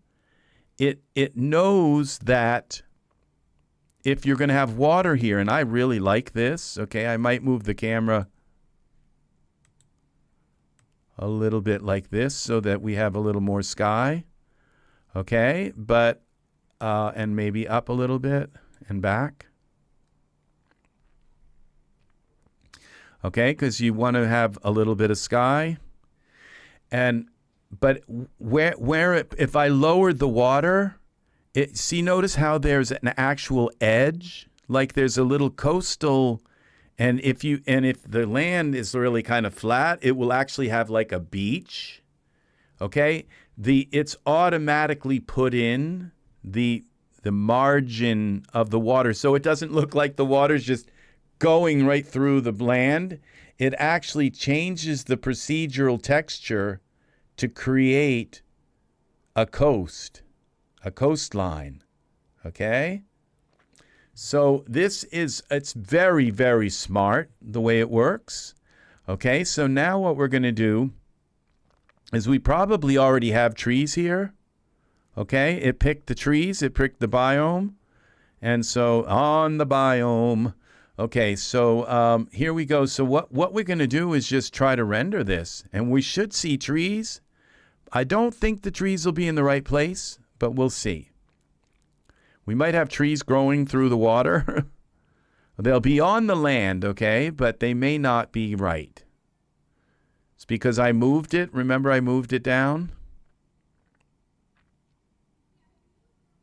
We may not even have trees. Okay, so what happened?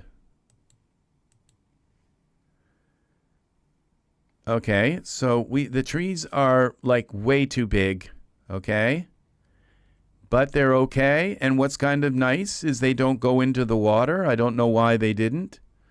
But that's not what I want here, really. Okay, so what I'm going to do, gotta go, oh me, oh my, oh. I would like you cancel the render, yes. On the biome. So what we're going to do, okay, now this is a feature here down in the biome where it says the scale of the trees.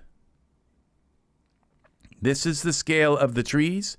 And I believe the smallest you can make them is 0.01, 0.01, I think. It might be 0.05. It's just 0.5, okay? I don't really like how that is at 0.5, okay?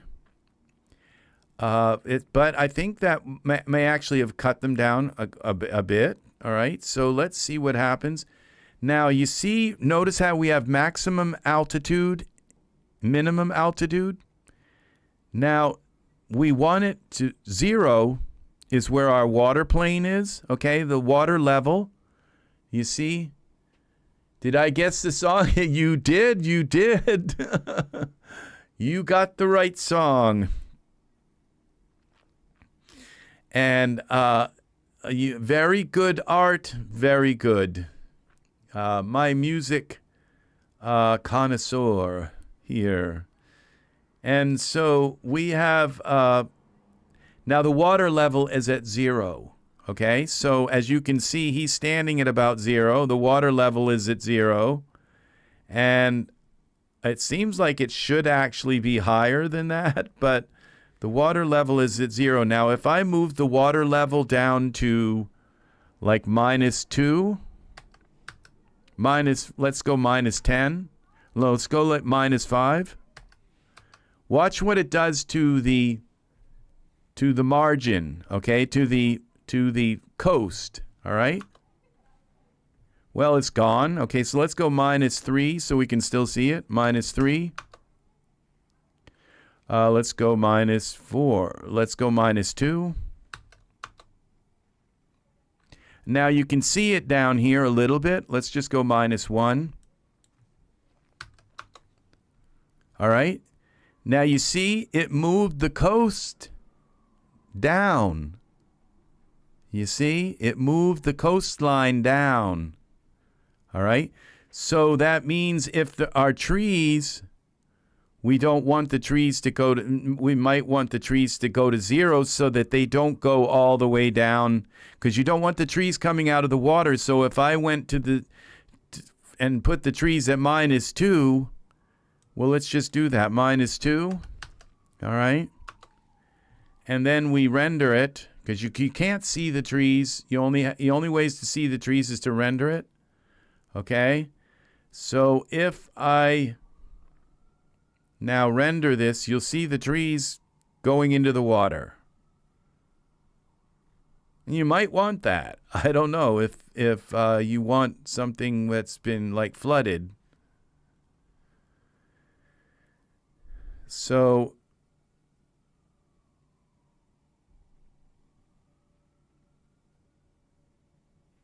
come on, come on. All right. See the trees? They're going into the water. And so let's see now. We go cancel this. All right, so we cancel this. So I'm not happy with the land right now. I like the water idea here, but I'm not happy with the land being so close, all right, to him. So what I'm gonna do is play around with this map here, and we're just gonna change the map until I like what it is, until it's farther away. Okay, now notice, look at this. Notice how we've got a beach here, actually. And this looks now further away, which means the trees might actually be further away. Now, now this land, so we have it set at 50. So we don't want the trees going all the way. We don't want them growing on the tippy top, okay? So what if we tell the trees, now here where this trees, okay, biome, maximum altitude. How about if we go with the maximum altitude to the trees to be like 35, all right? So they only go up about maybe this high, and then it's so arid up top here that the trees don't go that high. And then we certainly don't want the trees in the water. So if we just maybe put the trees at 1, because the water is at -1, we could do the water at 0, but I think we'll try it at 1. So it doesn't, the trees don't go into this little beach area here and the beach areas, so that they're kind of above here. Let's see what happens now. And I have the trees to the tiniest they allow you to go is 0.5.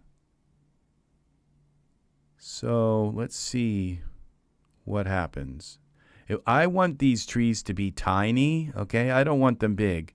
And those were way too big for what I wanted. And it might be because I had the maximum altitude going high. Okay, so it kind of worked. But then it kind of didn't, because the trees are still really, really, really large. So,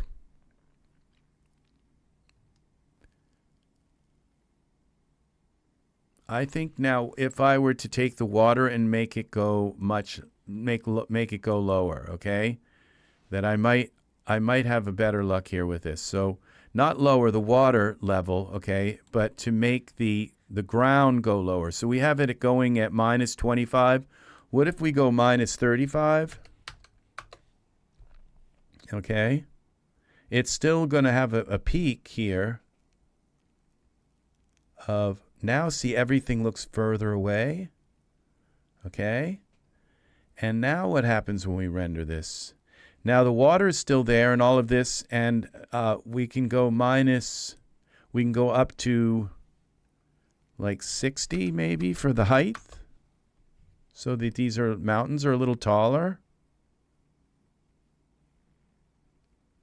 Okay, and let's bring this down to -50.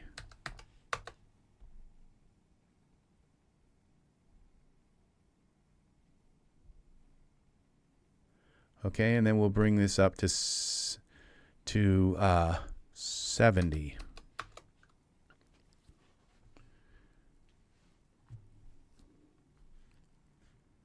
Okay, now this looks further away. I'm not sure what you have to kind of play around with this until you get it like what you want. But I want these trees to look tiny. Like this is far, far away. Okay, that's the whole idea of this. That's how you. It doesn't necessarily have to be the case, but let's see now what happens. Now we're up to 70, but I don't want the trees to go up that high. Now our height is 35. I'm going to go to we'll go to 1 and 25. All right. And let's see what happens.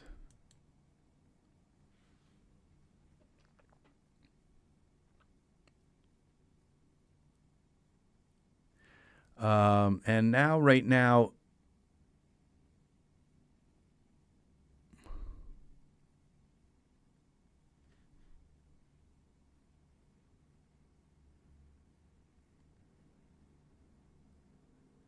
see, they still seem big, like way too big.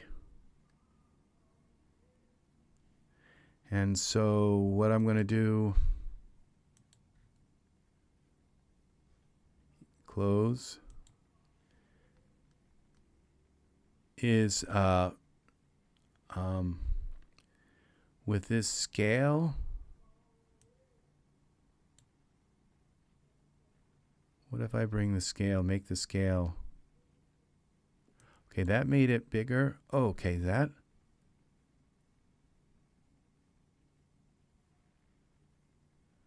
All right, now when we do this, are they tiny trees? It's got to be tiny trees for this.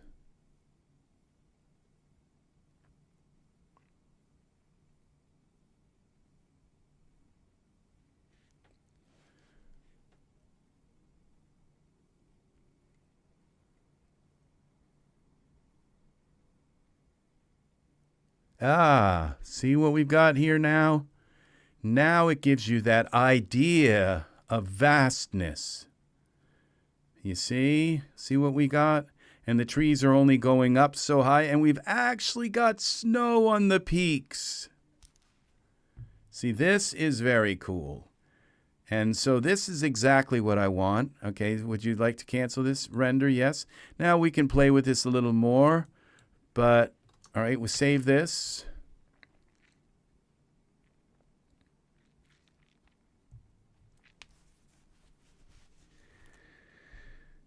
All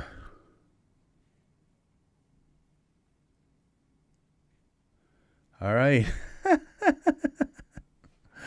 Okay. So, all right. So we have this going. No snow yet. I'm ambivalent about it. I don't know. I like the change of seasons, and I've kind of had enough of summer. So, but you know, I think I'll leave it up to everyone else. So now we're going to put a camera in the scene. Create new camera. Okay, apply defaults. I want it to take the current camera position. And now when I say restrict to camera, current camera, it says camera.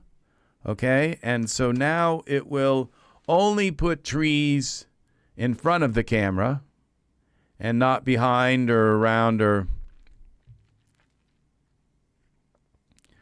the camera.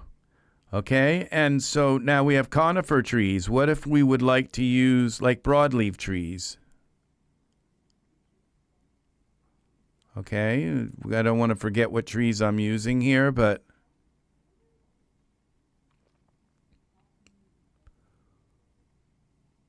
what if we try this now? And then we go to Control R. I'll render this. The only way to see the trees is to hit render, okay?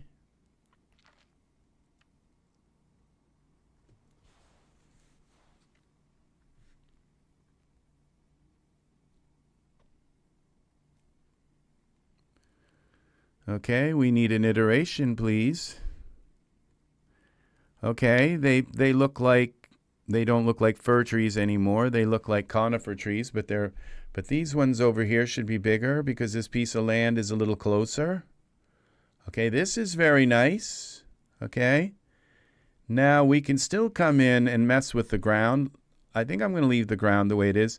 Now what's going to really change this scene is putting an HDRI in it, because we have this kind of natural studio looking HDRIs to make everything kind of look bright. But if we put some kind of dramatic sky here, okay, and we can move that around. I don't like that much. Let's see.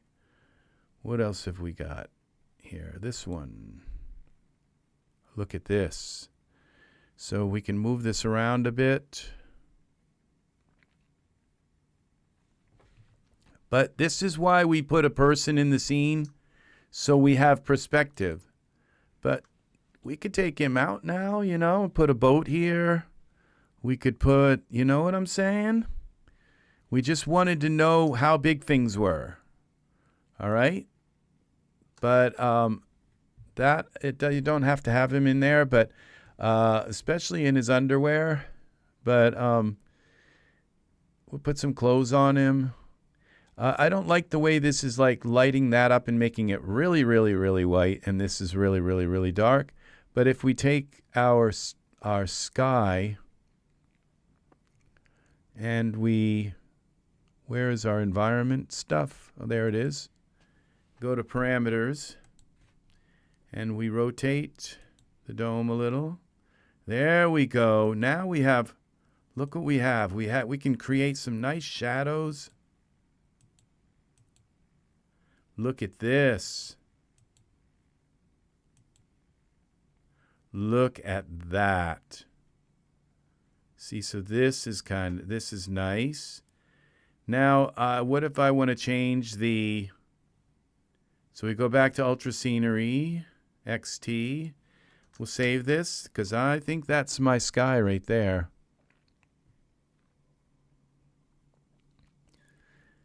And a yacht. Oh, that's too rich for my blood.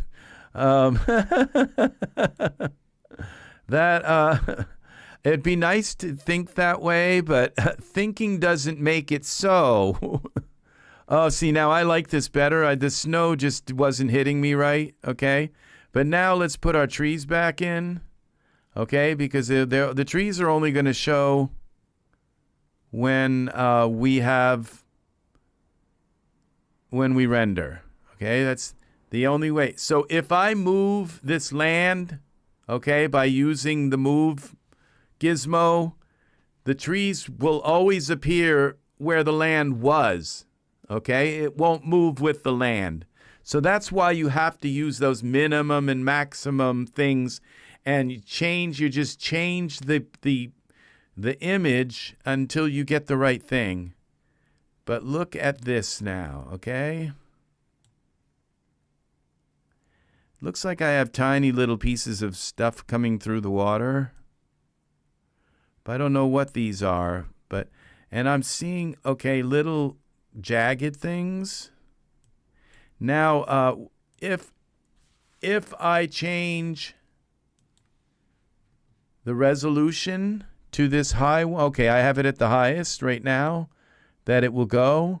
But if you change it to like 512 and say, oh, I want to, it will change your land and change everything. And it's going to look like a totally different piece of land, okay? Just keep that in mind. But I might raise the water level just a tiny bit. I don't know, or lower it maybe. Let's play around with this a little bit. We can do certain things. What happens if we take the water and go -4?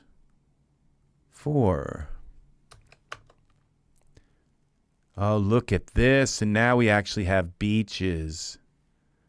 And see, and I thought there was a little piece of something coming up through the water. That's even better. So this is nice. Okay, let's put some Viking armor on him. So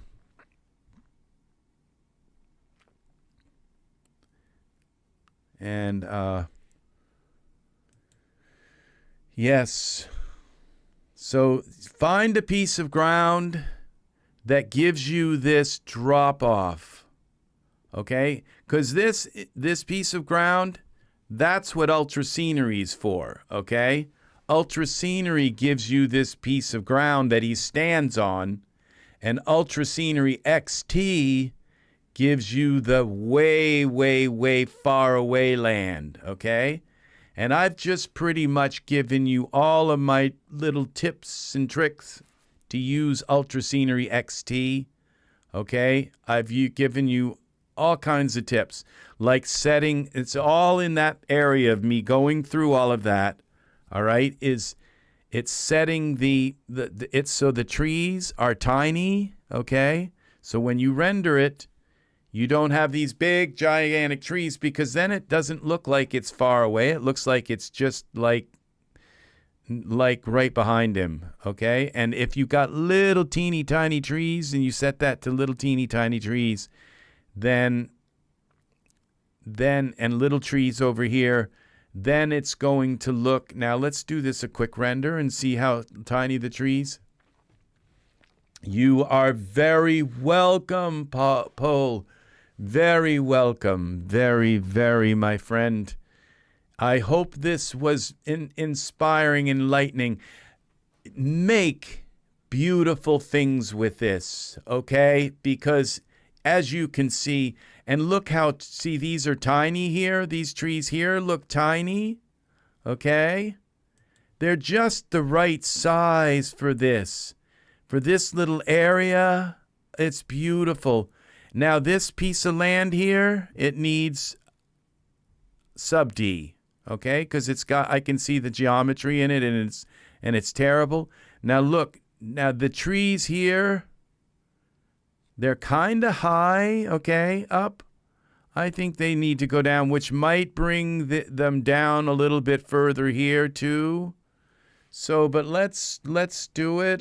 They're just too high up from. Oh, because remember, I lowered the water level, and so we want the trees to kind of come down to the water level. This kind of looks weird, having the trees.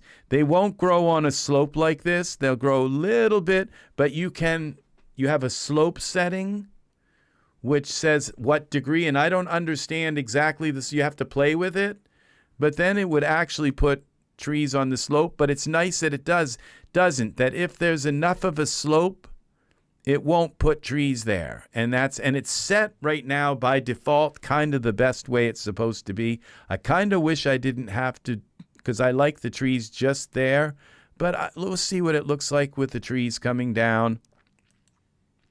The first thing we're going to do is take this ground, and we're going to go save this first, just in case I ruin the ground. I'm going to put sub D on it to smoothen out these really terrible looking jaggies. And this ground might not even, let's take a look at the surface. It might not be, okay, it is Iray. Now I'm going to tell you something. This ultra scenery, I think it uses some kind of PBR. And so when you look in it, you're going to see words like ambience and bass, and it's going to make you think like that the Ultra Scenery XT is 3Delight. It's not. Don't try to convert it to Iray, okay? It's just leave it. It's Iray. Believe me, okay? It just has, it's the most sophisticated, like texturing and landscape and all of this that Daz Studio has like ever seen, okay? And so just leave it. So now this mason jar ground, we're going to just go edit, object, geometry, and add sub D. And now we have smooth ground. We don't have no more jaggies, okay? That fixed that. And so we'll save this again because it worked. And then I'm going to go back into Ultra Scenery XT, and we're going to lower. We're going to go into parameters. XT. No, it would be in Ultra Scenery XT here. Excuse me. And we're going to go into lowering our tree level, the biome, okay? And so our water level is -4. So we would want our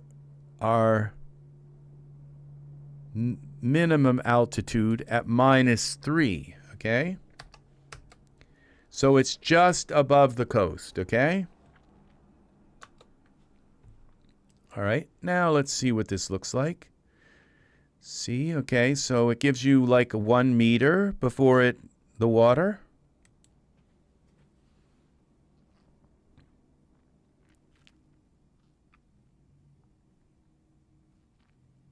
So unfortunately, it's going to bring the trees down here as well.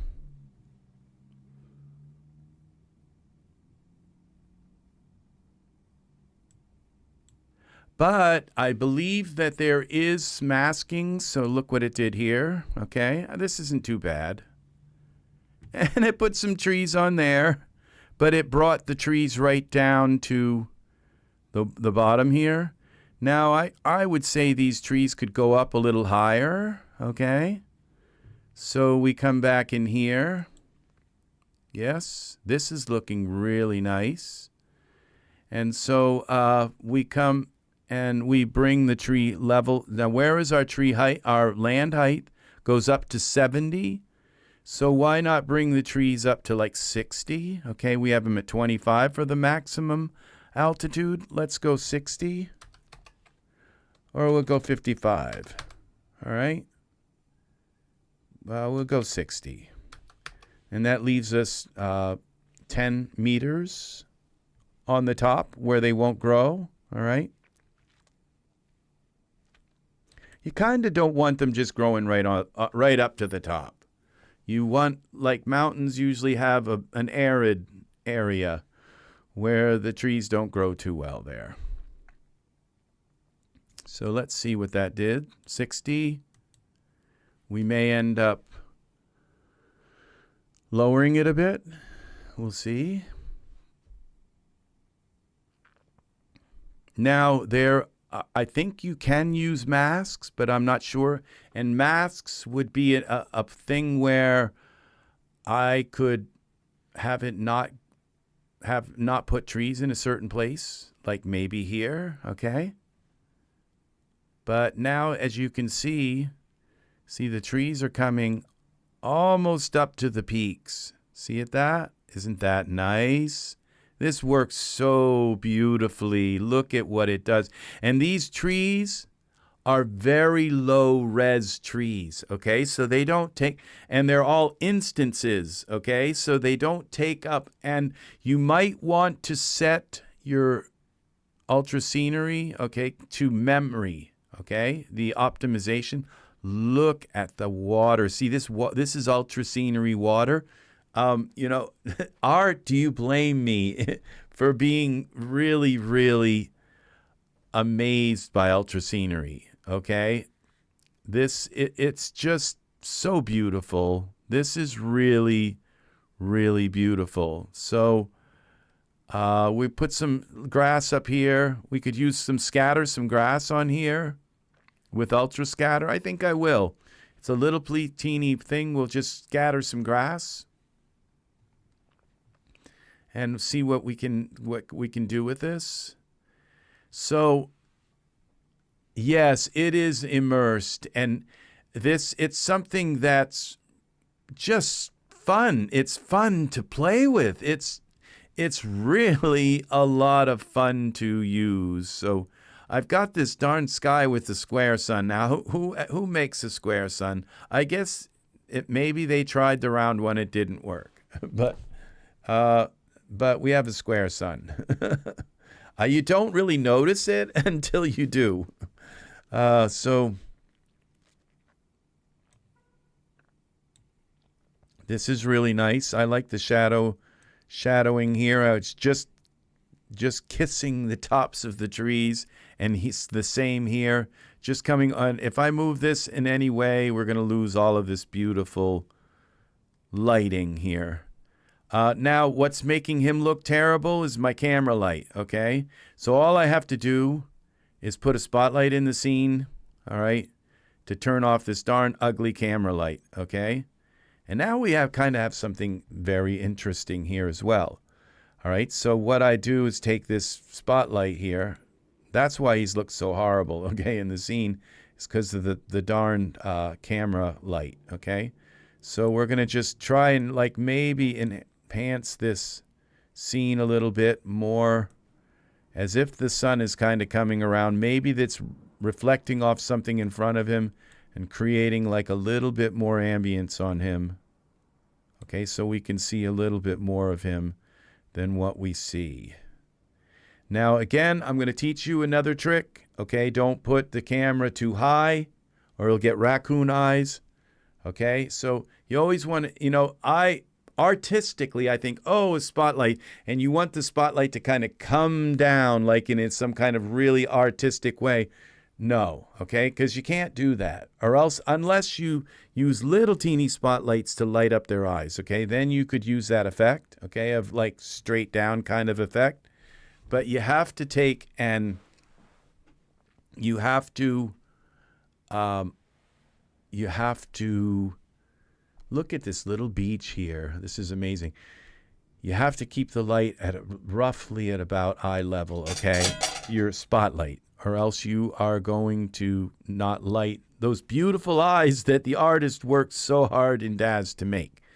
Okay? So now we go back to the camera view, and then we could give the spotlight a little bit of, and you always want to do the Rembrandt lighting. Light one side of the face. Don't light it straight on, okay? Spotlight, and use spotlights. Don't use point lights. Just very rarely use point lights. Sometimes you can use ghost lights, okay? But spotlights. Yeah, that's going to give you the most dramatic effect. It's not like true to nature sometimes, but it is, okay,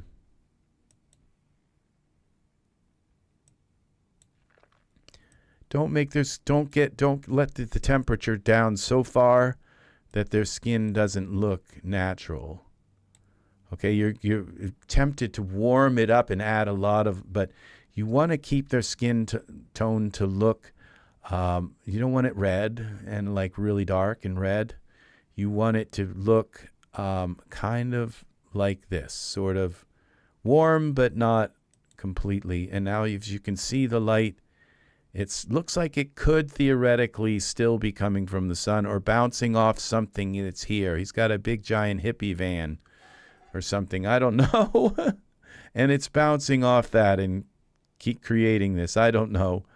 But now let's see if we can find him some Viking, some kind of armor. Yep. So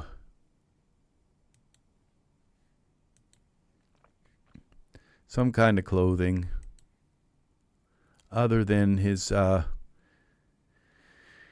underwear. All right, let's see now. We go to default. And we go to, what would this be? Wardrobe.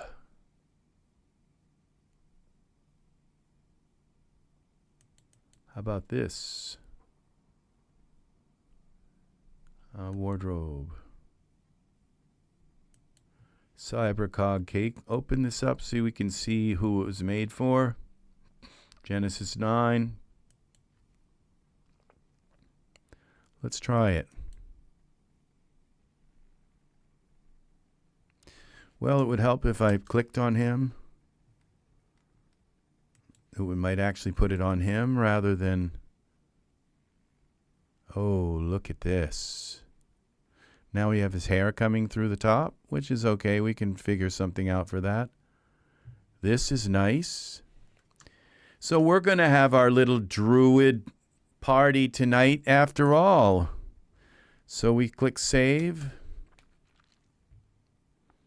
And we're going to run a dForce simulation on this.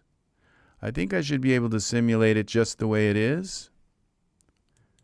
Okay, so we go to simulation, simulation, off, simulate. Okay, I've got to rerun this because it's so nice we were able to help out our friend get his Daz installed. Something was using the files in the background.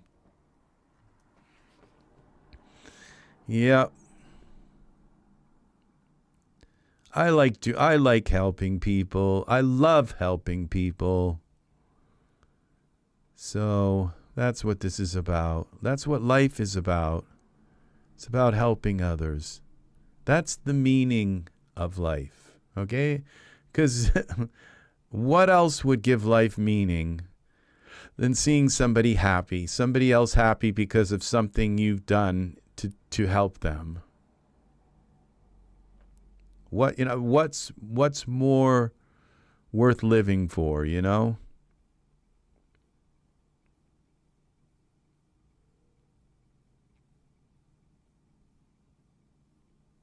Okay, I think this is going to blow up because he's got that hair, the hair on his head. It's going to blow up because I have to turn the hair off on his head and maybe even the hair off on his beard. It doesn't like that, okay? So just to save us an explosion, I'll cancel it here. Now, I may not really need to cancel it. It might actually be just fine now. It might have done just enough. I can kind of see his underwear through here, so I'm going to have to put some kind of pants on him. And the hair, okay, we're just going to get rid of the hair, and we'll give him like painted on hair instead so that it doesn't come through his head like some, what is it, the shaved head, kind of painted on shaved head, some kind of thing. Or even just a skull cap would work, okay? But The Viking hair, we would go, the crest hair can go. We might just be able to leave the Viking hair, but let's turn off the Viking hair and let's give him a pair of pants. I don't think these come with a pair of pants. Maybe it does. Let's see what this actually for clothing comes with. Here, the cape. Okay, see, it looks like it's just a cape. Yeah. And what's up with this? Okay, all right, that looks good, I guess, because so what we have to do is find him some Viking pants. So we just go to pants. But we don't want to put, we'll put the pants on but hide them because they can blow up the thing as well. The base pants.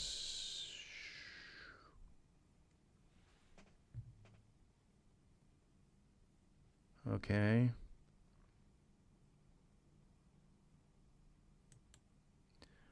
I think I've used these like a million times. What about these Morin pants?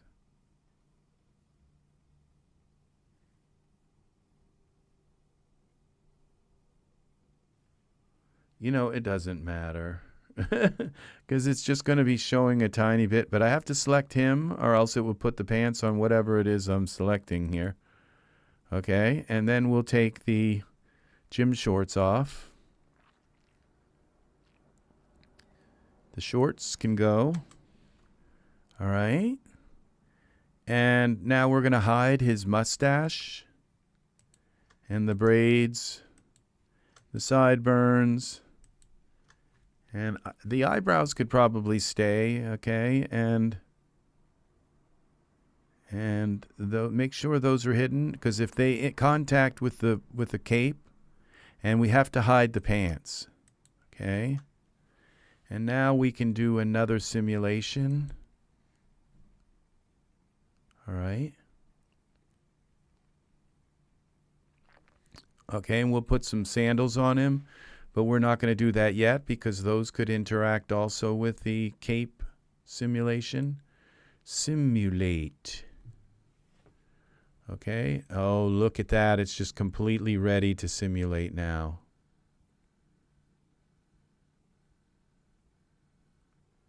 All right, now it's doing something weird with his arms. It's like sticking to his arms because of his hands. Let's see what happens. Perspective view, what's happening here? It's like stuck to his hands. See?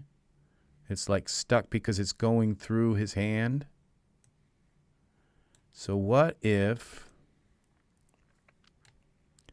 I turn off? Okay, we go to, I'll be able to make outdoor scenes like Rex. Oh, you just study the video because I have given you a roadmap to do it, okay? And I really want to see you do that, Serenity's Gate. I really do.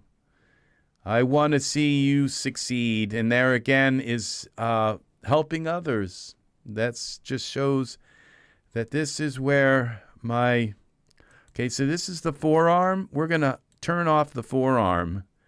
And that should turn off the hands and everything, okay? And then I'm going to turn this forearm, I'm going to turn it off. Okay?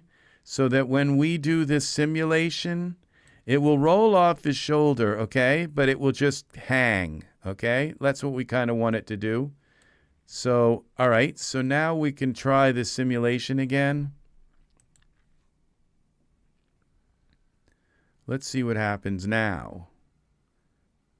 See that? Now it's going right in. Okay, it's just hanging properly. And you have to do that when you animate things. Sometimes you have to turn off their arms when you're animating dForce. Okay, so their hands don't like catch their pants, touch their pants when they're and stretch the pants out. Okay, so sometimes you have to turn off body parts. Gee, me too. Yes. Okay. Well, all you have to do is study this video. That's all you have to do is study it, and you will learn. I've given you everything you need to know about Ultrascenery XT in this video, okay? So, and I've made I have a bunch, I have about maybe 5 or 6, you all know this, like Ultrascenery XT. So you go to my channel, okay, here, and let's see, we go, let's search for EZ3DTV, all right, in Google. Used YouTube EZ3DTV, and then you go to my channel here, and you go to live, and you click on this little search thing, okay? This little search thing, and you can search up XT, all right? And these are all of my Ultrascenery XT videos. Look at this. I've done a bunch of them, okay? A lot of them. Look at this. These are all Ultrascenery XT videos. All right, Ultrascenery 2. This was way back when I was little. So it's they only go back so far. But these are like hours and hours of Ultrascenery XT, okay? So they go back to this one. This was the first Ultrascenery XT video. Don't go to the earliest one and watch your way up, okay? Go to the latest ones and watch your way back. Always watch your way back with my channel, because if you go like to the beginning, to the first video I've ever made, you're going to see somebody who doesn't know crap, who doesn't know how to even put a shader on something. Or, yeah, when I first started out, I didn't know anything, and I bluffed it. It's like, I just like, welcome everybody to EZ3DTV tutorials, where you can learn everything from somebody who doesn't know anything.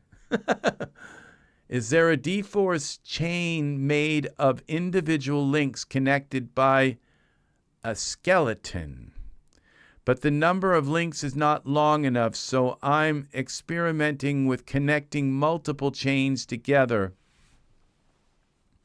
My advice to you, Chris, about dForce chains is to just not use dForce and to just do it the old-fashioned way and rotate and move the chain kind of where you want it, all right? And if you need the chain longer, then just because each link, you know, if you click on it, you can rotate it, you can move it. Just do it the old-fashioned way by hand. dForce will not work with chains. They might work a little bit. It might get you in the ballpark, and then you just duplicate the chain and you stick the first link where you want it. Then you click on the next link, you put that where you want it, and the next link. And you have to make sure you get them right, because you can't go back, as you well know. So, but just do them by hand, and you'll save yourself a lot of time trying to get dForce to work with chains. They won't work with chains. You have to do it. That's what I thought too. I thought that dForce would work really nice with chains, and it doesn't, okay? The only thing that's going to work is you just put that chain where each link where you want it, okay? And that what takes time is trying to use dForce and failing and spending like an hour or an hour and a half trying to get dForce to do it, when you can just move each link where you want them and kind of do it the old-fashioned way by zooming way in, using your rotate keys and using your move keys. And also there may be a way to kind of lock the chain. into positions. I'm not sure. Now, looking into ways to lock certain links so they don't move when you go to move other links, that would be a worthwhile kind of thing to do, to be able to do, is to lock them in position. I don't know if there is something that allows you to lock a chain. There probably is, okay? And being able to lock a chain so you can move the chain without certain parts moving is a huge thing, especially the end. So you can like lock it from here back and then just move certain areas. But you can get really good at just doing it link by link by link by link, and then you can literally coil the links. You can do whatever you want with them, okay? So forget dForce. It's just my advice. Maybe you'll learn, like, by trying to do something that's literally impossible. You might actually get it to work. I didn't, and I spent like a couple of hours messing around with dForce and chains, and I just finally just gave up, and I just did it link by link by link, and I found out that within, a very short amount of time, I actually had the link where I wanted it. So dForce works with a lot of things. It just doesn't seem to work well with chains. So now we select the arms here, and we turn the arms back on. All right, there's one. See how nice that worked? And then we have another arm here. And we turn this one back on. And see now what we have. Go back to the camera. Okay. That worked. It may give you more natural movement, perhaps a dForce cylinder first, and then use it as a guide for a natural end position.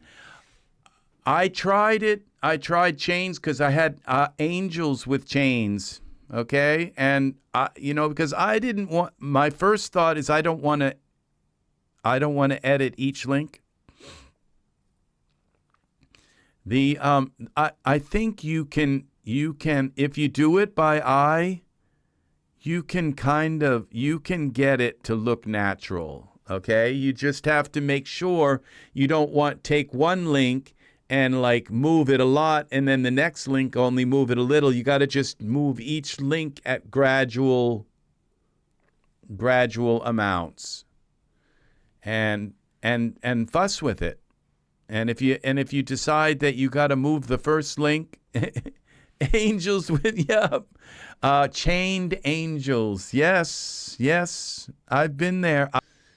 So we're going to turn back his beard back on and all of this stuff and his hair.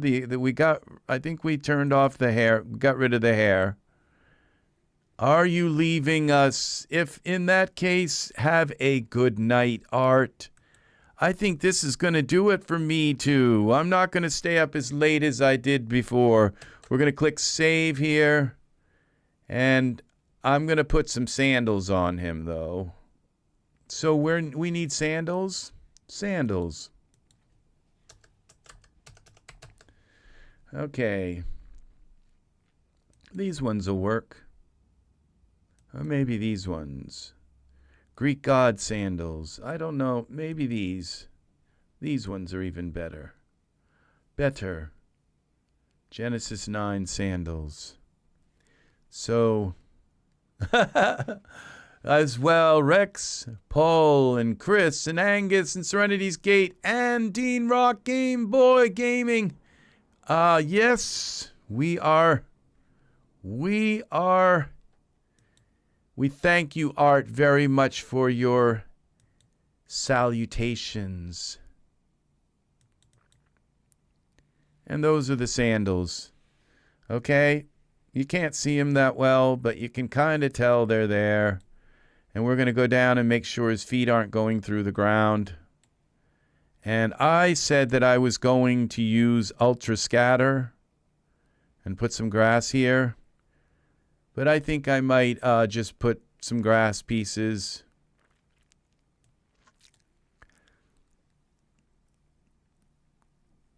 I don't know. I might use ultra scatter. I think it's a better way to put scatter grass. Yes, you have a wonderful night. Wonderful sleep, Art. Thank you very much for the greetings. Have a lovely night, friend. And thank you very much for being here and being a long-time patron of this channel with it. Now, he's got hair coming through so somehow, something, I don't think I turned off his hair. Viking hair. Okay, where's the sideburns? What if I turn off the Viking hair?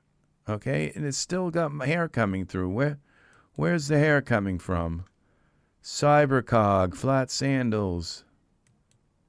Cape, okay, where? Sideburns, it's not that. Chin, mustache, Viking hair.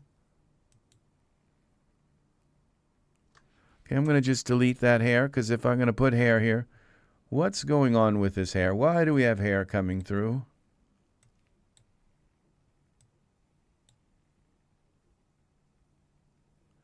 No, I'm not. It's not hair. I think it is hair. No, there's no hair there. I'm just imagining it. Okay? So we've got to give him, so we'll go with the shaved hair and see if that works. Shaved. Here it is. Default. And select our figure. I hope it comes down far enough to kind of give him a little bit of a hairline here. No, it really doesn't. Just a little bit, maybe. Okay, Z. All right, we're going to give him we're going to play around with this. Then what we'll do is give him I'd like him to have hair coming down in the front. So what's this, Danny? Let's give him the Danny hair. Hair. Danny hair. And we'll just have to pull the cape up. All right, materials. Which one is what? Info. 9. These are H materials, so that'll put it on them. All right, that works. Now we go to the camera here. So it works in the front. It just doesn't work out around the back. And Danny hair is not dForce hair. So we go back to the perspective view. So what we're going to do is just chop all this hair off here. So we go to our tool settings, translate, geometry editor, and then we're going to go to our selection mode lasso. We're going to go like this. Oh, we have to select the Danny hair. I think we have to select the hair. Okay, yep. And then we go like this. Uh-oh.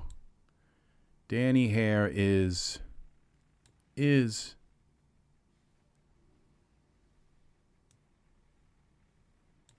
is dForce, I guess. So we got to pull this hoodie out then. All right, so now if I go like this and it lets me do this, I don't think it's letting me select the hair. It's just letting me select the skull cap. Okay, so keep that in mind.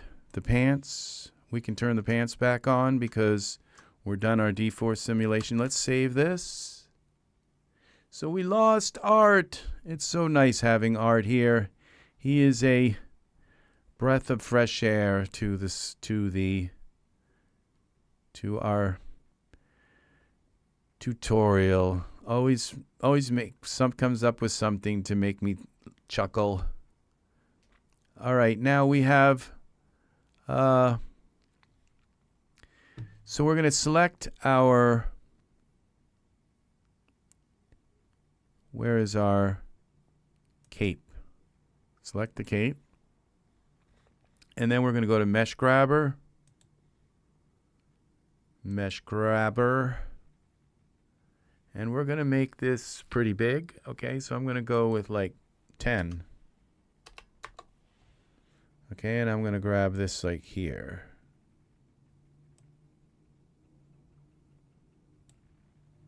And out.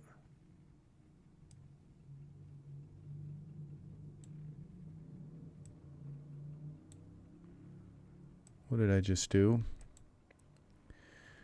All right, let's try again. Cape.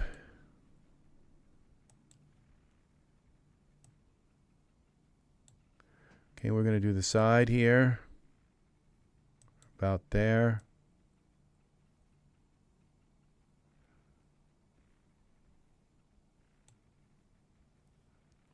Okay, this isn't working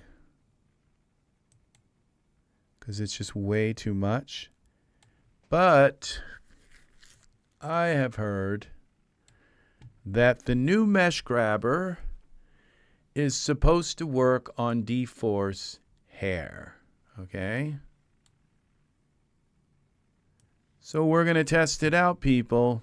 We're going to take this Danny hair and we're going to go to our new Geometry Sculptor. Now, see, that didn't work. Okay, what if we take this cape and hide it?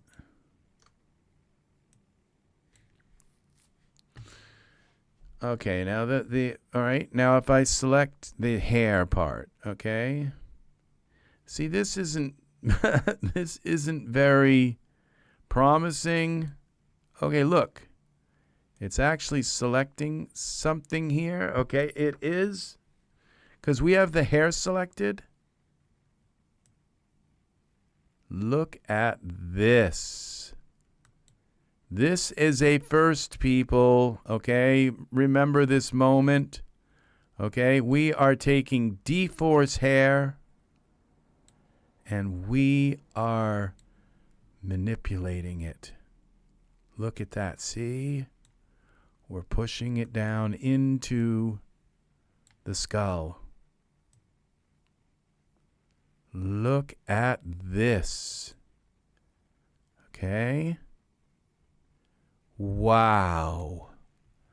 This is a game changer. This kind of means, is the light here? I need to go into, what if we go into texture shaded mode here? What happens? Okay. Look at this. So what this means is if you got dForce hair and you got this part of the hair that's puffy and it sticks up and it looks terrible, okay?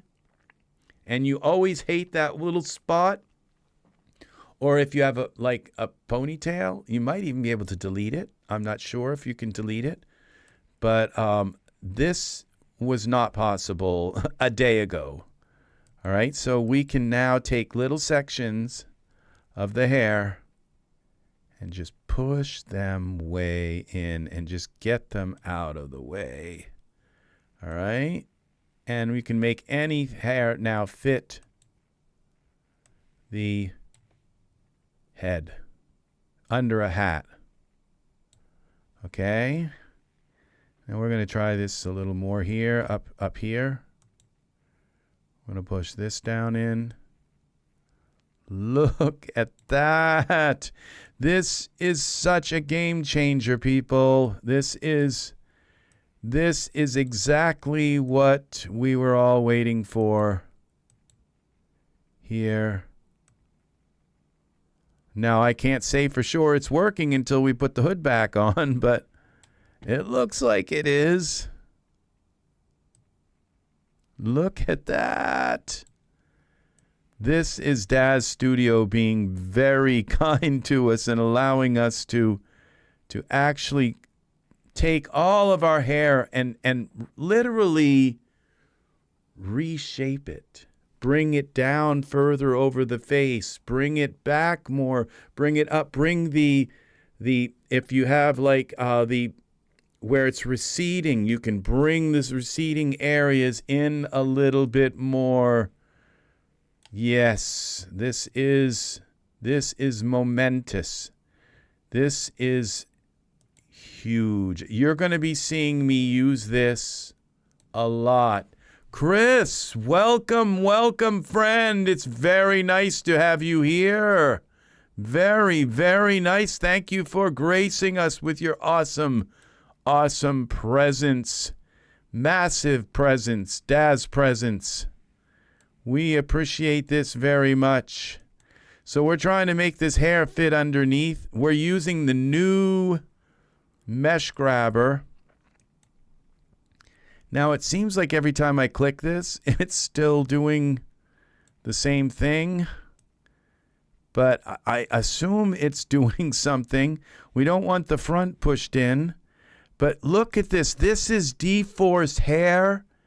And this is allowing us to edit this dForce hair. You know how dForce wouldn't usually do anything with dForce hair? A mesh grabber wouldn't respond to dForce hair.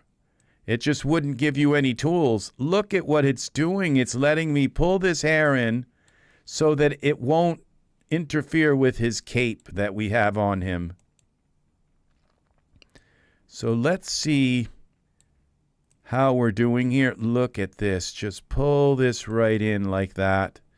It doesn't matter if it gets pulled right into his skull, all right? Because before, there was nothing we could do. There was no way to fix this hair to make it, like, sink into his head. And now we have this. And so it actually works on dForce hair. This is the most, I think, one of the most amazing things that there is right now in all of this. So we got to pull this all down in. Yes, so we have this amazing thing here happening. Amazing. Look at this. So that, I mean, this means that hundreds of hair products that I couldn't stand to use because they would have this one, like they would go way up and be all puffy on the top and look kind of really dumb, that I can just come in now and just poof that down and fix it. And because they were dForce, you couldn't fix them. Now, I'd love to hit the delete key and see if I can actually delete this little piece out, but I don't dare do it right now. Okay, but that's something that I'm going to try to do at some point. Is like, can I just delete this piece of hair out? Would be the question. Okay. So I don't care if this hair all just goes right into his scalp, because it's just, then it won't be in the way. And then I'm going to be able to use the bangs of this product. But not, let's go out of this. Okay, and his hair didn't kind of come back. Oh, but we're still in this mode here. Let's turn back on his cape. Oh, look at that. Now we only have a couple of spots here where it's poking through, which I could like pull the cape out if I wanted to, but all right, this one spot here. Okay, we're going to push that in. All right, so we turn this off. We go back to our Geometry Sculptor. It's very nice. Awesome. It's, oh gosh, it's 10 o'clock and we still got 9 people here. How very nice. So we're going to click this hair again.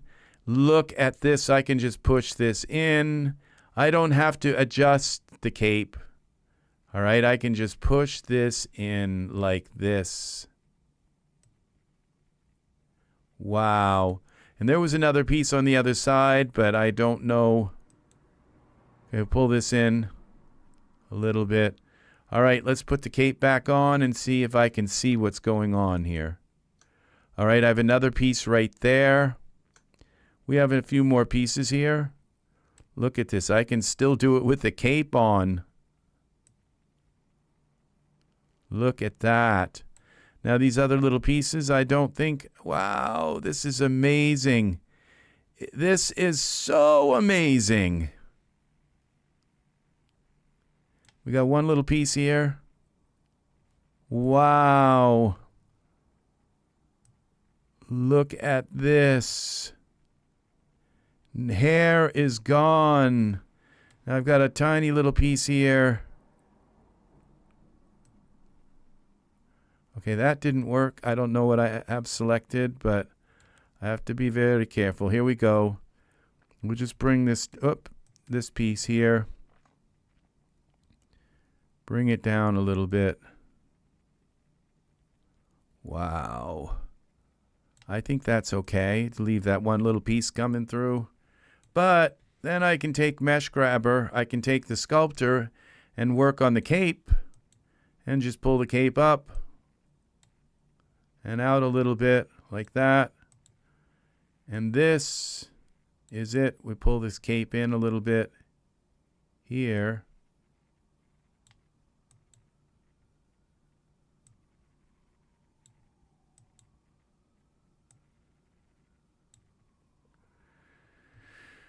Okay. And then we go back to here. Done. Wow. That was another thing that I asked for in the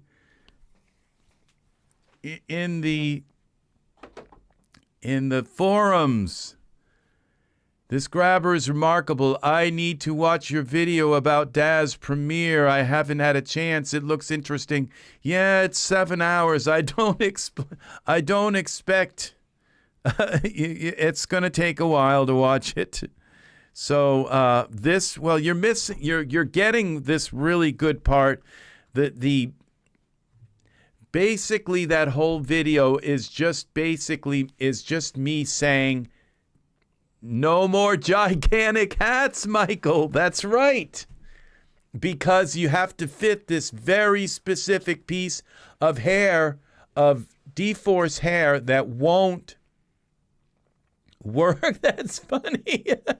That was very funny, Michael. Because I've seen so many Daz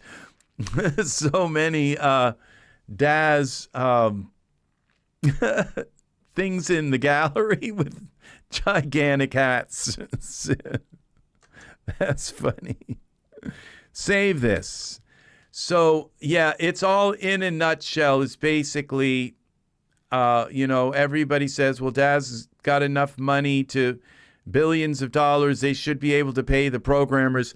I think they do a pretty good job. After making last night's video, I kind of thought about it. It's like Daz isn't that shabby. Daz Studio isn't that shabby. So they have lavished money into Daz Studio.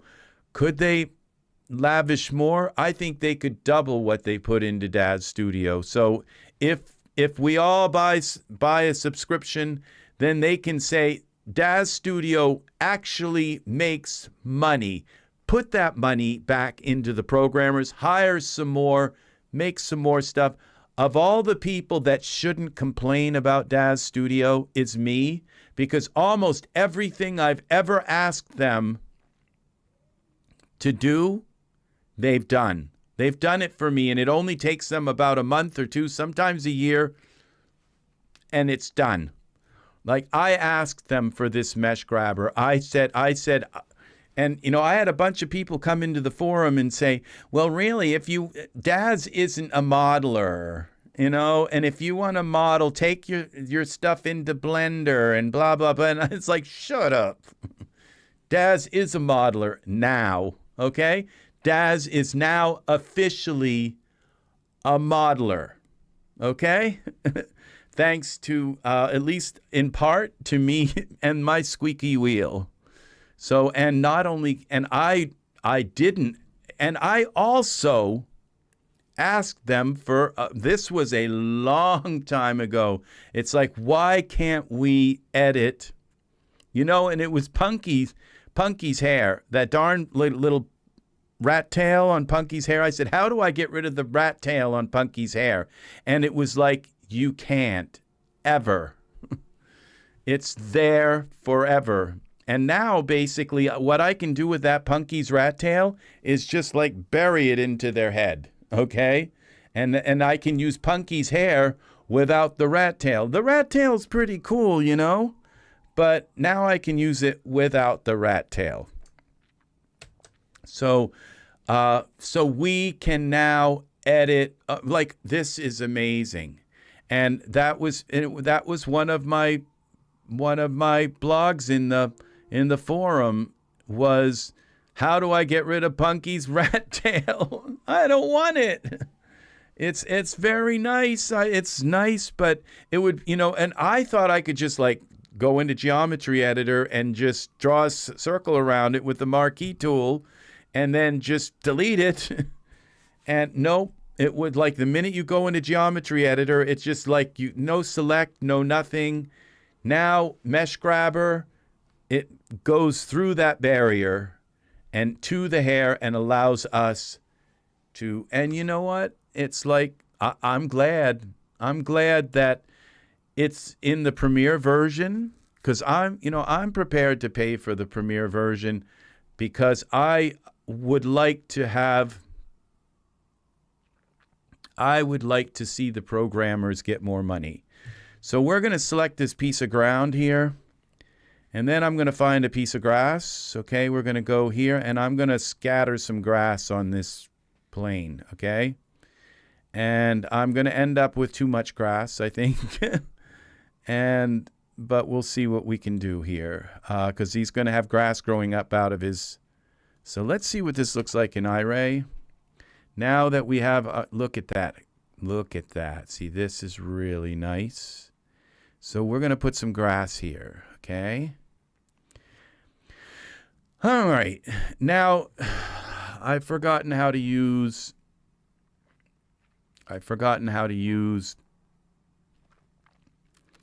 masks in Ultrascatter, but I'm not going to try to do this without masks. Okay, so we're going to find some kind of tall grass hay kind of thing. All right, and let's see what we've got. Files. Let's go grass and go to default. We got to find the grass first. Okay, I think this tuft would work. Okay, that's what I want, wallaby grass. We put that in the scene. And where is it? Okay, it's hidden there. So what we're going to do is we're going to move this down under so that it's not part of the scene, okay? And then we're going to go into Ultrascatter, which is in here somewhere. Where is Ultrascatter?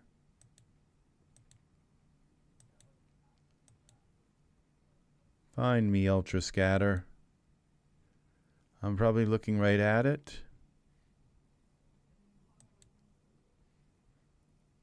Okay. All right, I got it up here. Scripts, Ultrascatter Pro. Don't buy Ultrascatter Advanced, okay? Because, you know, you think, oh, there's a new Ultrascatter. It's because I got Ultrascatter Pro, but there's Ultrascatter Advanced now. No, that's below Ultrascatter, and they'll let you, Daz will let you buy it, even though you own Ultrascatter Pro. So don't buy Ultrascatter Advanced. No, as long as I have that piece of grass selected, then it will appear here in the scatter object, okay? Now the scatter target object, okay? We're going to use our piece of land, the mason jar ground, okay? And I want to scatter, let's see, 12,000 pieces of grass. Scatter restricted to the camera, okay? And we're going to go distribution. We're going to use the Perlin map.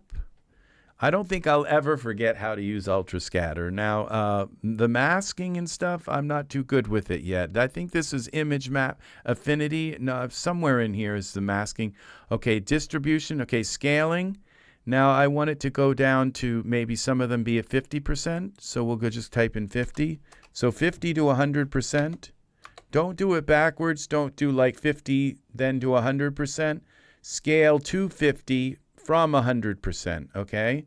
And if I use this noise, then it will do it in like little bits and pieces, okay? Instead of all like just 50 or 100, I guess it will do it in like varying. You use that, okay? And that's scale, and then rotation, okay? I just bring this Y one. I don't want it to scale like this way or that way, okay? Not really. I just want it to kind of scale around so that all the different pieces are different rotation on the Y axis. So I just bring this up like about there, and it works. I don't know why, okay? But let's see what it does now. Will it work? Or is it going to crash? About the 6,000 pieces of hay.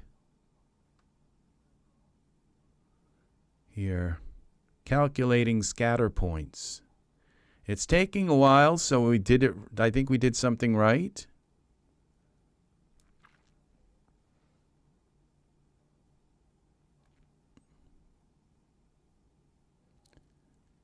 And let's see how many pieces. 12,000 pieces of grass. Whoa.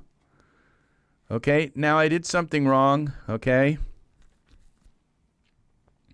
And this looks fine. I don't need to mask it out, but we got like a little bit of a hole here. So what I'm going to do is go Z and see if that, I don't think that will undo, all right? So, okay, so what I'm going to do, it didn't, okay, what did I just undo? I undid something, redo load camera view. All right, I'm not sure what I just did, but what I'm going to do is back off a little bit, okay, like that. And then I'm going to go back into Ultra Scatter. And I think you used to be able to double click on this and have it open up. But no, I don't think you can. So you just have to go back into the script. And you go back to Ultra. This is a little tip of mine, okay? Is you back off a little bit. Then you open Ultra Scatter again. And everything's already set. Remember all our settings. Then just scatter it again.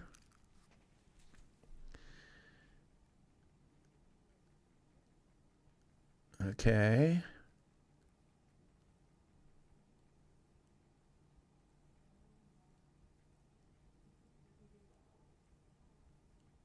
Imagine having to place 6,000 pieces of grass, and right now I'm thinking of poor Chris right now, who's trying to move a chain, to place a chain by hand. See, now I can come in on this like that and see how nice that is. See, now I could rotate them a little bit. Okay, let's go back out. We could try to yaw them a bit. Let's go back into the scatter. Because they do look kind of like they're all a little bit kind of too perfectly straight up and down. But I'm not too good at this part, okay? I don't do it very often. But we go into rotation. And what if we rotate this on the X, just like at 5, and the Z? And we're going to bring this increment up a little bit like that, and see what happens.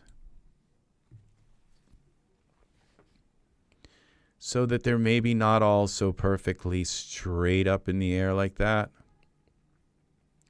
Now remember, I backed off again.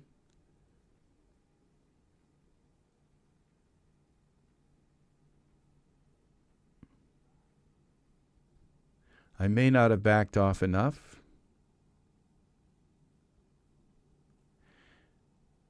And if they're like way off, you know, too way off, I can just bring them back to 0 again. Okay, this looks like it worked. Yeah, see, now they have a little bit of, see, angularity to them. All right, that's our scene, people. That is our scene. It's our druid in the fjord. Save it, Viking Raider.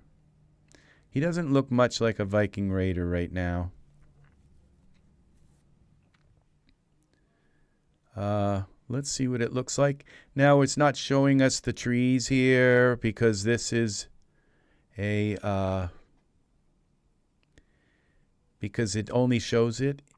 Ultra Scenery XT only shows it in Iray. In the render, in the final render. I don't like how this right here is is obscuring my little island, but it's not that bad. It's also cutting out some of the reflection of the water.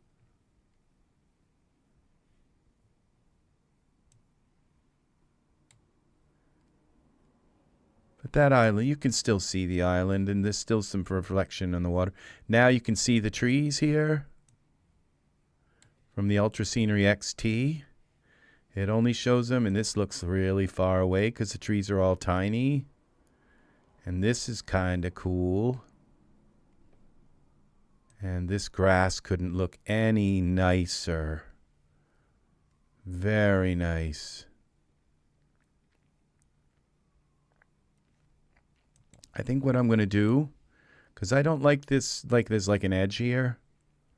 So what I'm going to do is back off a little bit more like this. And then go back to Ultra Scatter, maybe a little bit more. And I think I'm going to lower the height of the grass. So we'll go back to the scripts, Ultra Scatter Pro. And we go to scaling. Instead of 100%, we'll go 75. We'll start at 75 and we go down to 50, okay? And now the other thing, well, I guess that's it because we just want it to scatter out further. Okay, so scatter. I like how it's tall like that, and but I just don't like how it's cutting this island off a little bit. I call that noise in the scene when something is interfering with another object and making it, you know, like if he had like a cloud right behind his head or something on the sky. I just call that kind of noise in the scene, and I like things to have their own place and not have other things kind of distorting them a little bit, even a little bit. So if I can just bring that down enough so that island sticks out a little more, and it didn't really work that much.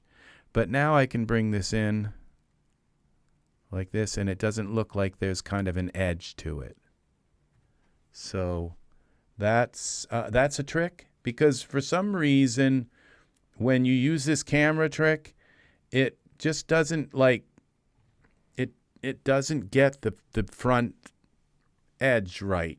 And so if you just back off a little bit, run your simulation, then move the camera back in, look what you get. So this grass this just looks like such a beautiful place. Now, talk about distortion, these little clouds here. If I brought the sky down just a little bit, I could kind of get rid of them, but then we'd get rid of this pink thing. I'm going to leave it, you know. I just don't think it's that bad. So now what I could do is I could take this HDRI into Photoshop and just like clone them out. I'm not going to do that either. So I'm going to leave it. So let's see what, now it's saved. So we're going to just run a render. And I think that may do it for me tonight. I think we fixed the giant hat problem. So, and I think that's probably, if I had, because this is live, so I can't really like pick out a title halfway through. But I think that would be the title of this, like No More Giant Hats would be the title of this. Look at this. Look how nice this looks. Now this figure, there's something cartoonish about his eyes and all. I don't know what else to do. I think I'm going to give him brown eyes, okay? So they just don't look so kind of, I don't know what it is about his eyes that look kind of cartoonish. I think it's the figure that I've chosen. And I could just very well just use a different shape on the head and it would be gone. But I think I'm going to just switch his eyes to brown. What happens when we do that? I've got to get up close to see them. Okay, I'm going to lock my camera because that's really where I want the camera. So we're going to go camera here, and I have this thing here. It just locks it. Okay, it's locked. So now I can't accidentally move it. All right, now these eyes. I mean, these are Nathan's eyes. They're like the best eyes in Daz Studio. But they're just something's not quite right with them. And I think it's actually the shape of his. Now, it could be that the eyes, the iris is just too small. Okay, maybe. But let's just try a different eye on him. Like, see, I think I can use some H eyes. I don't think I have to select the eyes to change them. Let's see. H materials, hierarchical materials. Let's go here to products. No, not products. Categories. And I have this handy dandy little folder with all of the Genesis 9 eyes. And let's try one of these. Those should change it because it's an H material. Okay, that kind of works. But I think I'm going to try the iris trick and make them a little bigger, like they're dilated, sort of, kind of bigger eyes. Maybe play in a little bit more to the, okay, where's the parameters? Here, select the eyes. Go to iris, and this again is that product. It's the Vinme iris. It's the Vinme morphs for Genesis 9.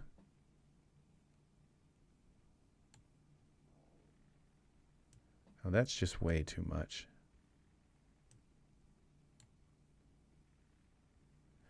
That could be the problem, is that, okay, pupil. The pupil might be too small.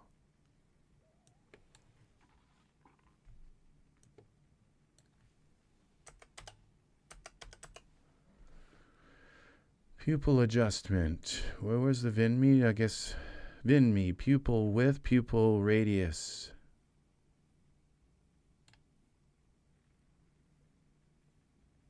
That kind of works, just a little too much. Let's see what this looks like from a distance.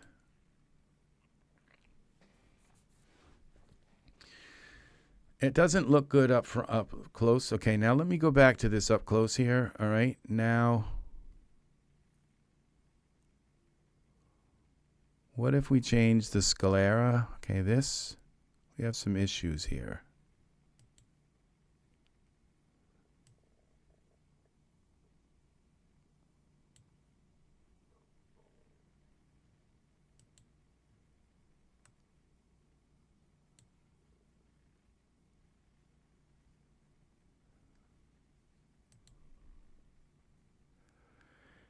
And okay, these eyes just aren't cutting it.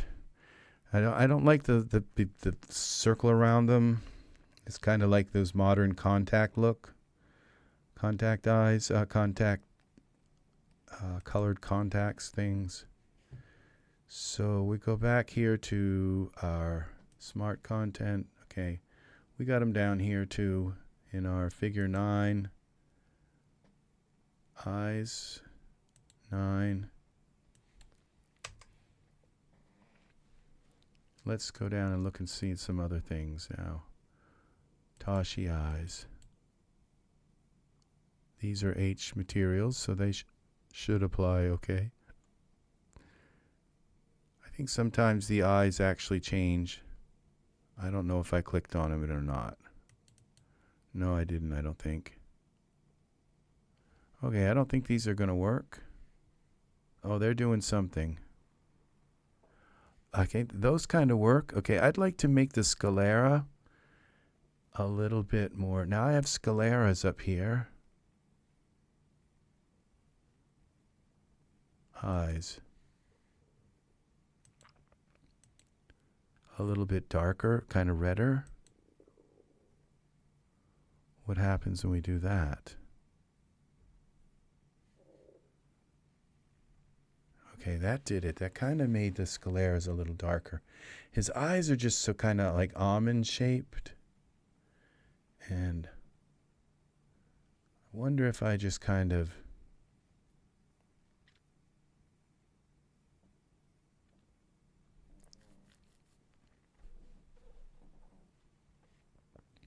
his eyebrows don't look red enough, okay?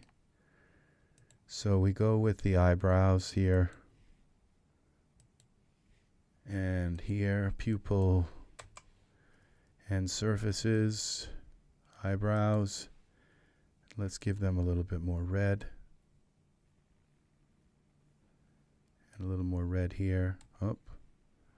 What we do is we take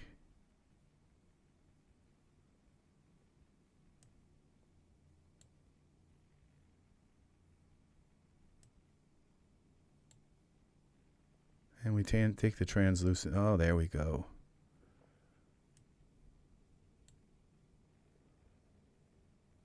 Okay, and we darken them a little.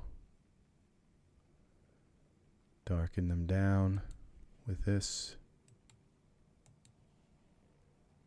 Okay, a little more.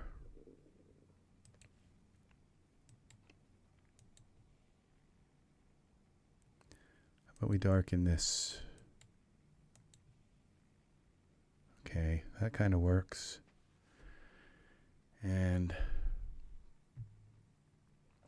now we have this Danny hair. We could darken that a little bit, but I think I'm going to use this brightness manager. We just go like this.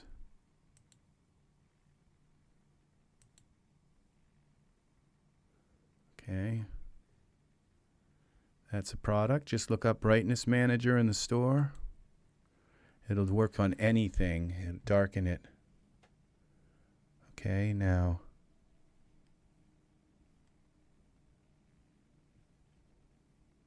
there's something kind of nice about that face now. It has it says, you know, holy man sort of kind of in a way. Something about his eyes that are wise. But I'm going to make him blink a little bit. Genesis 9, it's the blink word. Blink. We go to parameters. 9, blink. And we're just going to make him blink a little bit. Sometimes that can take that kind of look away that makes them look like they're staring out too much.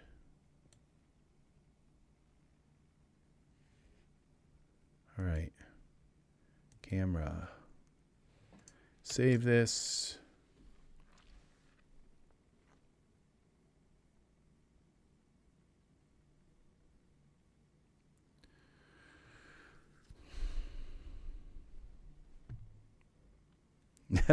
Give him like a big pole with a human skull on the end of it.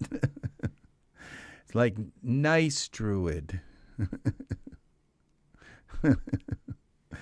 All right, so because it looks like he's trying to hold it, I think I was going to do something with his hand, so we're going to go to power pose. I don't know if I like that fist kind of there, so I knew that from the very beginning. Okay, this is the right hand. Let's go out of here.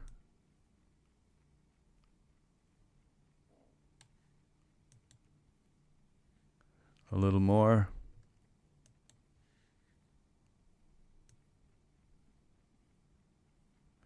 Okay, I need his hand in a pose because this is just like it looks like it's open. So what I'm going to do is lock his body. We're going to use this V3 digitimes, and we're going to lock all the bones in his body. And then I'm going to unlock his right hand. Okay, and now when I put poses on him, the only thing that's going to change is his hand. Okay, so we try this pose.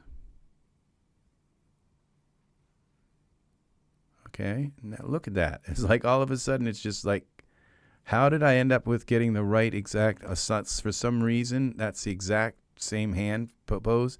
I think it's a little too much. It's too even, so we're going to look for something else.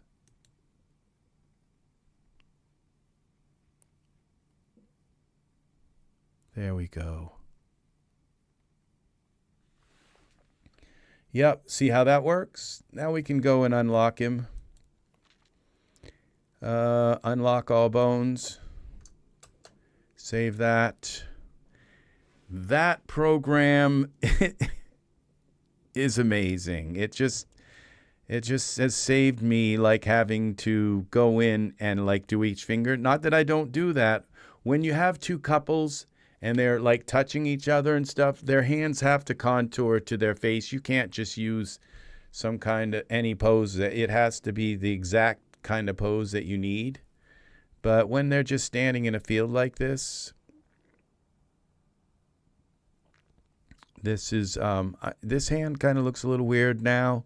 This one looks just perfect, but I think I'm going to leave this hand because it's kind of doing a flourish kind of thing with his hand. It's like a flourish. I don't know how to say it, but it contains motion in it. Okay, so that works. So let's see now what our render looks like. I wonder if I should put dirt on him, make him kind of his skin a little bit dirty, because his skin just looks kind of too perfect.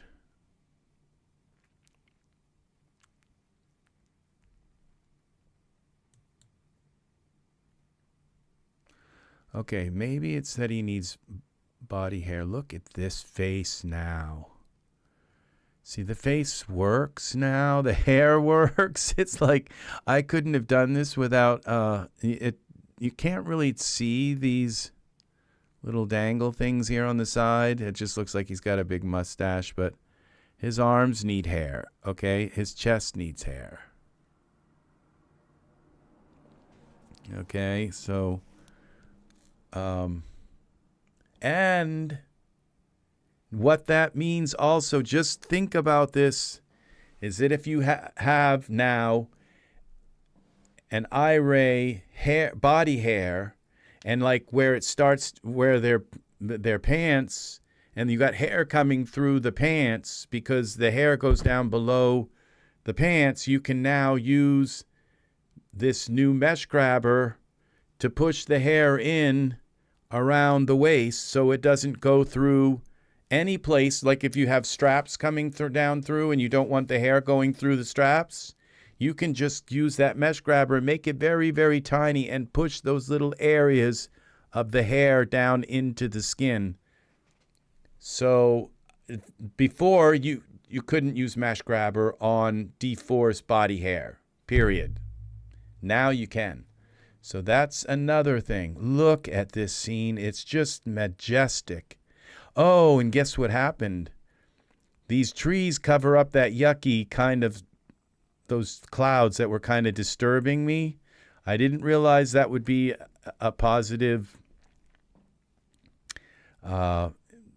situation thing. But this and little teeny cove in there. This is so nice. So we're going to, what was the thing I wanted to give him? Arm hair. So I think what I'm going to do is give him the whole body hair suit and then take stuff off. Okay, it's easier to put it all on, at least in this situation. Okay, well, this would be body hair here. Body hair. And we have them selected, so we just put all the body hair on. Wait until it goes on. Watch this little meter here. Don't do anything until it snaps to his body. It takes a little while for it to snap down here in the bottom. Just Don't do anything until it snaps. Okay, now we don't need leg hair. Okay, we don't need, I think, some of this vellus hair, but I might leave it. Nose hair, nostril hair. I don't know, all these different hair kinds of hair. But we'll see. We just I know we don't need the leg hair. Legs. So that can just go. All right.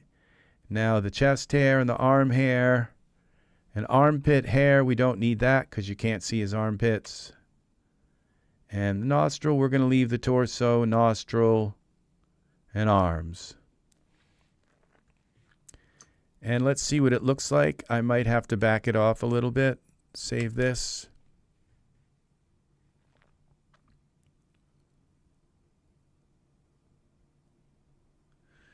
So thanks for hanging out, people. Thank you, thank you. So that Daz gets developed even more and more. And if we're paying for this, and just remember that Daz gives you 10% off all Daz originals, okay, every month. And it gives us 10% off of the 10 extra percent off of Daz originals and 10 extra percent off of Daz of the new stuff. Okay, so if you spend $200 a month in the Daz store, that pays for that alone. Plus, they give you a $10 two $10 coupons and a free, which you don't get with the other things, and you get a free. I mean, I've been looking at this deal. It's so amazing. You get a free bundle every month, which, you know what? It doesn't help me because I own like every single Daz bundle, all right? Because I buy bundles and I make sure that I when these $200 bundles that I pay like $30 for them. So, but I bought all the bundles, and there's a few out there that I don't own, but I didn't kind of want them. So, that's not too big of a thing for me. But if you notice that I think you had to spend $10 or $15 to get a token, but for the Premier people, you only have to spend $5 to get a token. And, so I spent like $35 and got like, what, how many? It was like 15 tokens today. I'm going to have tokens so piled up that anytime I want to buy something, I'm always going to have 8 tokens to take 45% off. So get it. Get the Premier, okay? You got 2 months free. That you will save money over the next 2 months and over the next year. I mark my words, you will save money having the Premier membership. Okay, so do it, and then you'll have Mesh Grabber and all of these new tools. Now there's supposed to be some kind of shape bundle. I haven't seen it yet where it is. There's supposed to be a shape, a bunch of shapes that they're going to give us, and each one of those shapes is like a new character, I guess.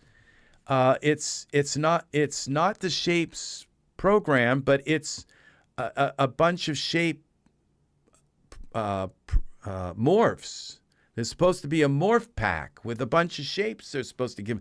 I don't know where that is, but that's hidden somewhere in here, and I'll find it at some point. I'm going to ask about it. Where's the shape morphs? So because I've been looking, I've looked, but I haven't been able to find them. All right, so that is another thing. Yeah, yes, it's worth it.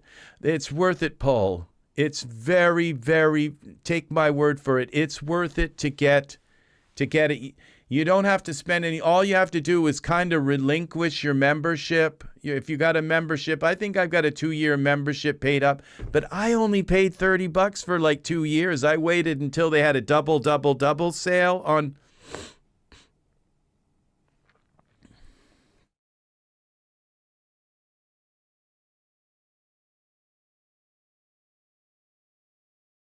I think they give you 2 months free. Okay? I think you're supposed to be able to create morphs in the program now. Yeah, well, yes, you can create morphs, but it also says that it gives you a morph, a shape, a morph for essentials. It's part of Daz Essentials that they give you a morph pack. Okay, that's different than the shape. That's different terminology than the shape transfer. Okay, this is an actual morph pack, which means that each morph would give you a different figure. So, I mean, theoretically, if there's even 20 body and head morphs in there, or 10, I mean, that's 10 new Genesis 9 figures that could have different faces, or it could be a morph pack. What would be kind of interesting is if it was like a morph pack that contained all the Genesis 8 and 8.1 and 8 and Genesis 3 figures in a pack. Wouldn't that be kind of interesting? We wouldn't even have to transfer our figures, and we might end up with a bunch of figures that we don't even have in this massive morph pack. I don't know. But what is this morph pack? Okay, so that's another thing. So these things, they make sense. They click in my head, and they kind of register. They resonate. They ring bells in my head. And this morph pack, okay, that goes with the essentials. That's the wording that goes with the Genesis 9 Daz Essential Packs. There's 2 of them. There's the one that you get free, and then there's the essentials, the add-on essentials. Let's take a look at the essentials, okay? So this is the keyword. You go click on default and you type essentials. All right, essentials. And after it sorts through 13,000 items, sometime this day, it will find the essentials. It could have added them into it. Okay, here we go.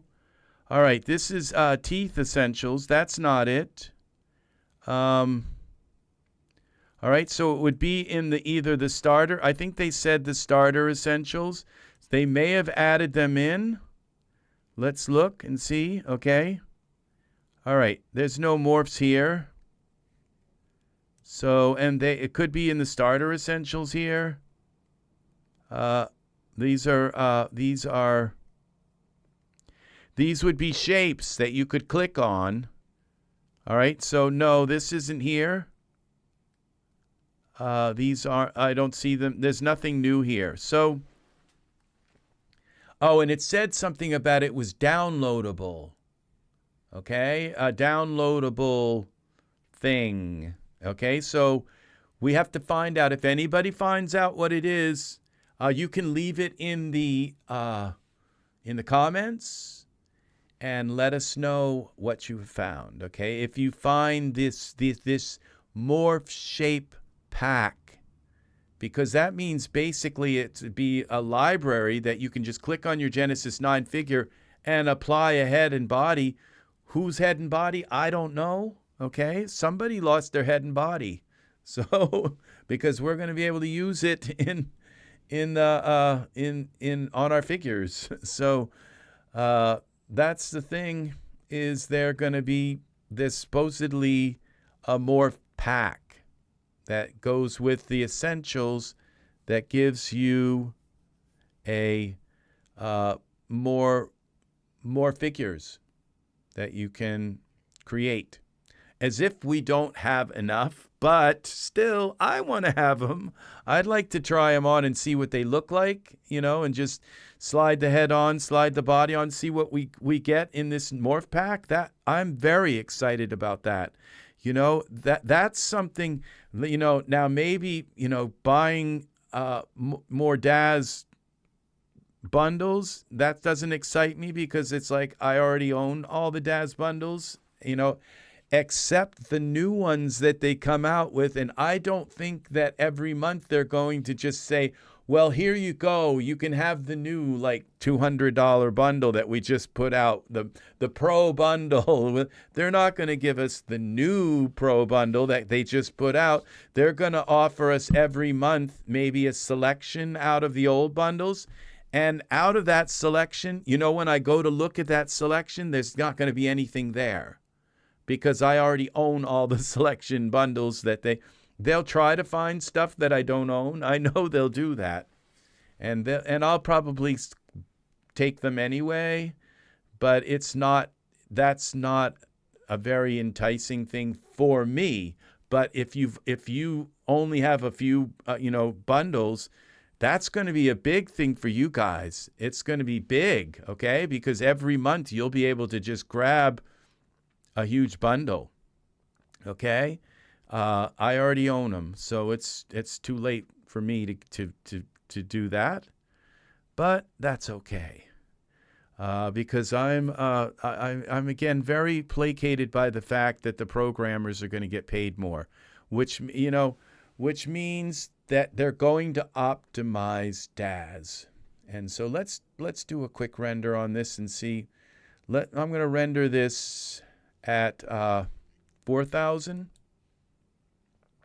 Very large, okay? So I can see what his hands are doing and if there's a piece of hair sticking out of his head or if there's anything kind of weird looking going on in the scene.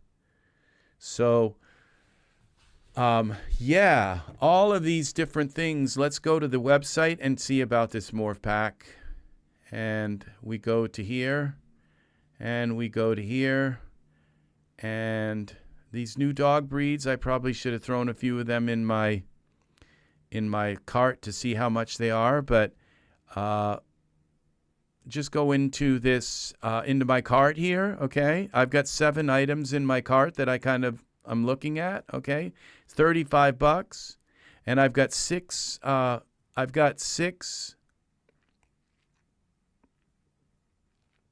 I have 6 tokens applied to that, so bring it down to $35. But look, this is only $35, and I'm going to earn 14 tokens this order, okay? And 14 tokens for a $35 order. That means that I can take 45% off, like it's almost like a maximum. I'll be 2 tokens short of being. And so that's a huge thing. We go back into this about the new, Premier sale, and it says something about tokens here. Control F. Let's see if TOKEN. Here it is. Now this is what it says. The Daz member pricing on items plus an extra 10% off on Daz items. So we get an extra 10% off of Daz member items. So if you spend a couple $100 a month, which is a lot of money, it will pay pretty much for, and 35% off Daz originals, because the other membership tier, they only get 25% off, which means that we get an extra 10% off of, it says 35 on Daz originals, and Daz member pricing, we get an extra 10% off. So on Daz originals, we get an extra 10% off. On member pricing, we get an extra 10% off. So pretty much anything we buy, we're going to get an extra 10% off, which means basically if you spend $200 in a month, which is a lot of money, it pays for your membership. Plus, if you spend $200, you get like, I don't know, like 40 tokens. So, 5 is 20. It'd be 40 tokens. It'd be a token for every $5. So Yeah, 40 tokens. So at this point, what you do is you spend, if you're going to, you spend just a little bit until you get 8 tokens, and then you take 45% off and 45% off. That pays for your, and in the end, you may not need to spend $200. You can get $200 worth of merchandise for probably about $60. So, yeah, that's what it's all. And you'll have tokens left over from the month before. You're always going to have tokens in your cart, probably, I would assume. Now we're looking, you get a doorbuster thing for $1. Those are usually really nice. Now these $1.99 each, those, well, because I own like everything in the store already, usually by the when what's there in that list for $1.90 line is like Michael 4 clothes that are like terrible, the worst ones, and just things that stuff you've never even heard of before, for things that the little unicorn and stuff like that from 20 years ago. That's all that's usually left in that sale because I already own so much stuff. So 50% off Daz Originals, 50% off. See, the Daz members get 40%. So it's like more than actually what's listed here. So I don't know why that was 30%, 5% off Daz Originals, it says here. But here it says 50% off. Oh, this is the Premier sale. Continues, okay? Premier members. I don't know how long that's going to last, but it's saying that we get 35% off. So I'm not sure which one of these is correct, but this is part of the membership. But free character content bundle, monthly free add-on, exclusive Premier only content, free starter essentials. Here it is. With head and body morphs today, and you are looking I thought I'm going to pick up that myself. That's in my list. Free starter, okay. Free starter essentials with head and body morphs. See, so this right here is what I'm kind of wondering about. Okay, it may not access exclusive Premier only content, and it says available for the duration of your subscription. So if you stop your subscription, you lose access to Mesh Grabber 4.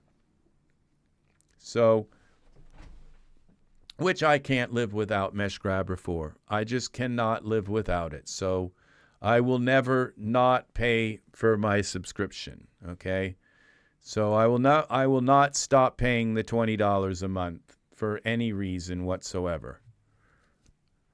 I just had lunch. Maybe you've already explained, but what are the doorbusters? The doorbuster is like kind of like a mid-level thing that they pick.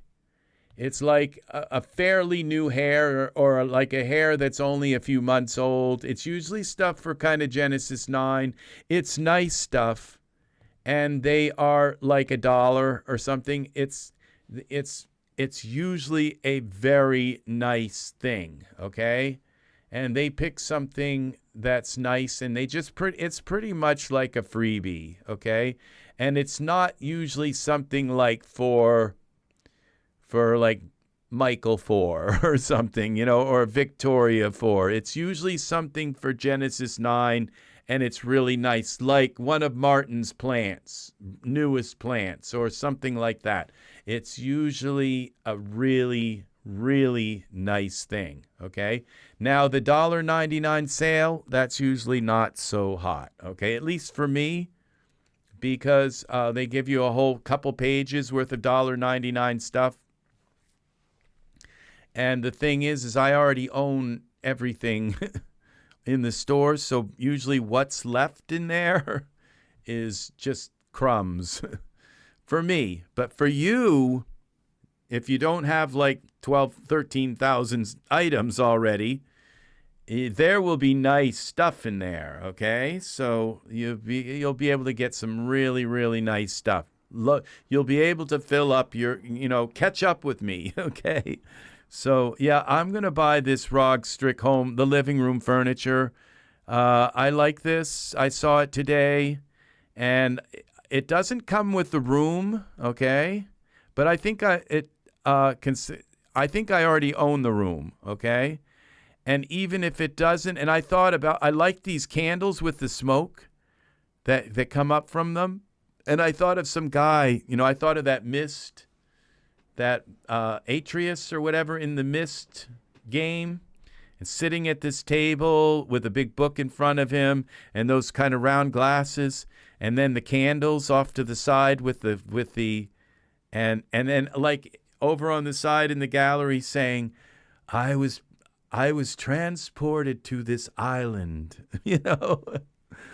and, I just thought of this kind of Myst thing with this, with Atreus and some darkened kind of room with the candles off to the side on the table and with the little hourglass sitting. That's very, very nice little items here in this set. For $6, they're very nice items. The grandmother chair. What I really like is this, the hourglass thing.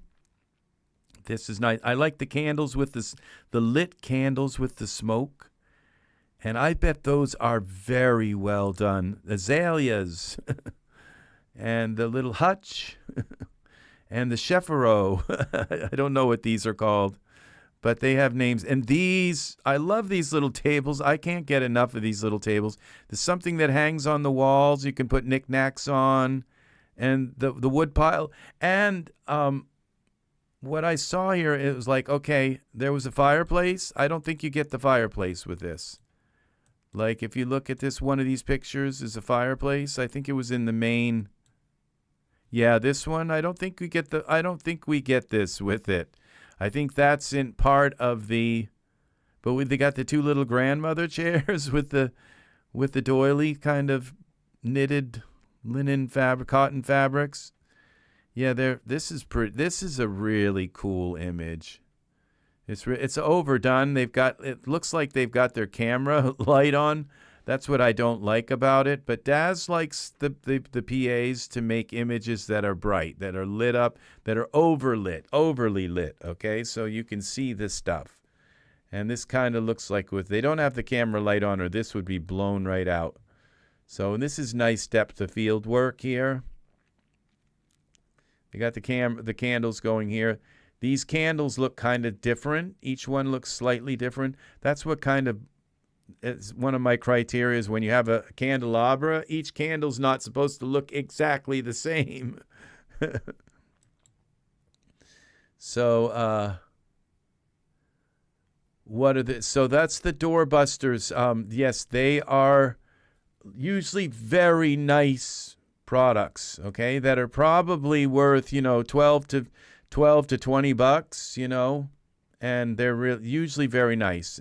At least my recollection of what the doorbusters are, okay? They're something really nice for $1, okay? It's kind of like the whole thing where you just go in every once in a while and you look through and you just find like one of Martin's plants things that are like free. Well, it's kind of like that. But they're nice things. They're not, like I said, Michael Four stuff. Or when, it's like Michael Four stuff is kind of like, it's a bygone, all right? It doesn't even auto-fit on your characters. So this is all nice stuff here. Look at this. I like the way it looks so soft and kind of the wood looks just kind of nice. And what you can do is you can put dirt on it. You can add that dirt effect and just like make it a little bit kind of dirty looking. All of it. You could make this whole place kind of look grungy is the word. So, yeah, I love this. All these candles here. Look at that. These candles look really nice. I wonder just how well lit they would will be, you know, in the, look at the, it's very hard to make these smoke trails stand out sometimes in a scene. And I wonder if these smoke trails, I don't think these are VDB smoke trails. So these smoke trails are probably transparencies. Yeah, this is nice. Now there's the smoke trails kind of standing out a little bit here. This is very nice. Just very, very, very nice. Very nice work here. And then they show you these pieces. Look at the fabric. It looks like, oh, and you can take the pillow off the couch, the chair, off the chair, which is really nice. Yeah, and this I like this one especially. Well, this one's cool too. So, and so you have a special pillow for kit bashing. So there's a word I don't use very often, but I don't think of, you know, kit bashing as anything. It's like, of course you kit bash. Of course you just use whatever you need for whatever. If you have to like cut everything else away from something to use it, that's the whole, that's, you know, it's just a given to kit bash. It's just, I don't think kit bash should even be a word. You know, it's just a given. What you just use this in whatever scene, everything. So I don't find that to be too much of like a revelation. It's like it's just a given. Look at these books. Dragon Anatomy, of course. Everybody needs a book on that. Look at this goblet. And the rug. That rug could just really. Yeah, I don't know if I own all of it. I own like the outside house one, and I own maybe the hall. I don't know if let's see how much stuff I own of that. Okay, let's take a look at this for a moment here and see what our guy looks like. Look at our grass. Wow, everything looks good here. Let's see what he looks like here. His fingers, I don't think his fingers going through his clothes, so that looks good. Okay, see, this is why we render stuff so large. Okay, the chest hair and the arm hair is fine. I'm not going to do anything. But we got his pants coming through his, so I just got to use mesh grabber and yank that out. Okay, a little bit. And probably his beard is going through here. These little dangle things. It's probably going through that, but I'm not going to do anything to change that. Because I've tried to move these and they don't move very well. It's just a kind of mess. So I'm going to leave the beard. Okay, well, all right. Now we do have the new mesh grabber. Maybe that would work better at moving these pieces. But I'm still not sure that I'm going to mess with that right now. This has got to be fixed. Let's see if there's anything else. No. All right. This is why we render large, okay? So that you can see if there's anything here in the scene. This is really nice. This is still rendering. We're only at 600. How many iterations? Okay, we're already up to 3,000, 4,000 iterations. So this is done rendering, okay?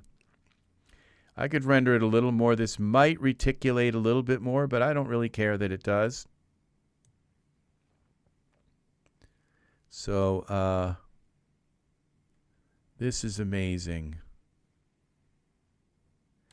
So we got to cancel this, all right? And we'll go and look at up this ROG set and see if there's a piece that I have missing. I probably don't own the living room, you know. I know I own the hall and I own the outside where the grass is over top of the thing. Those were pretty pricey when they came out, and I bought them as they went on big sales. So we're going to go here to our cape, and we're going to go to We'll use the new mesh grabber. Why not? Let's learn to just automatically go to that instead now. And so we go to Translate, Geometry Sculptor, and we grab this here, and we go to our perspective view, go down here, and that's just about exactly where, but I'd like to make this a bit bigger, like 8, like 10. And now let's pull this out like that. A little bit up here.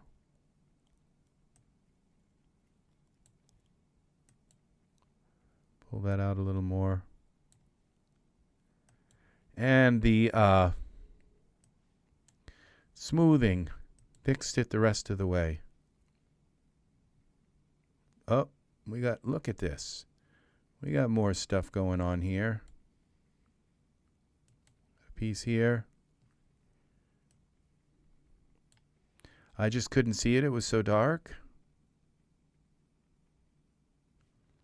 I can't see which one is. Okay, it's the blue one. Grab that. This works so nice. Wow. Oops. I'm still debating if I should spend $35 tonight. But the things that I have in my cart I kind of really want, so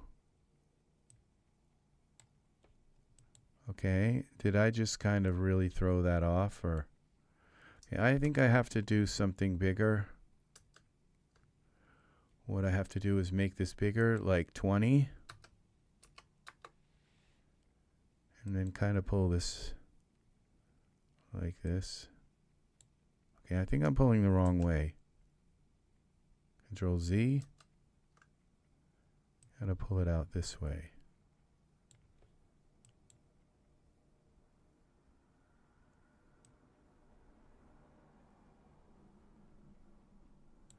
There. I think that suffices. Now we got another thing here.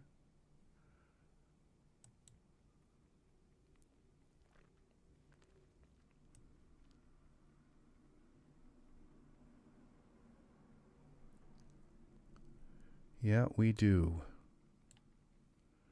Which I can't tell which way these.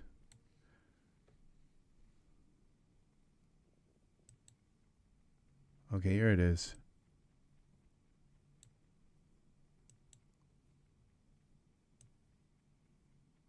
So really, you don't need to use the old mesh grabber at all now anymore. We have this.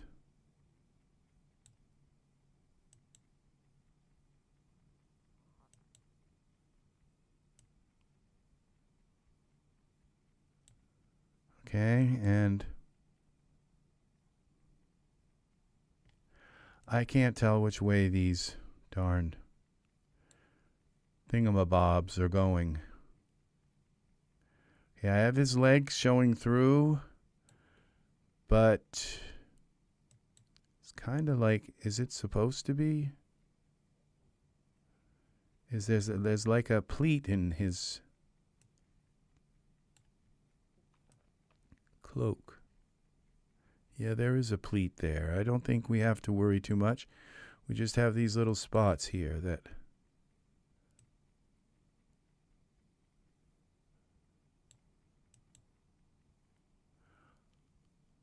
okay, I have to make this smaller now. We're going to go to 7.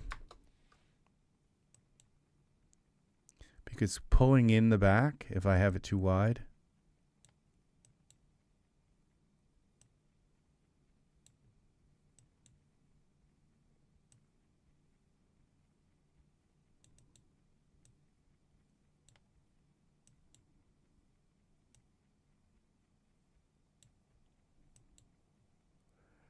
Oh, this is being very temperamental, tedious.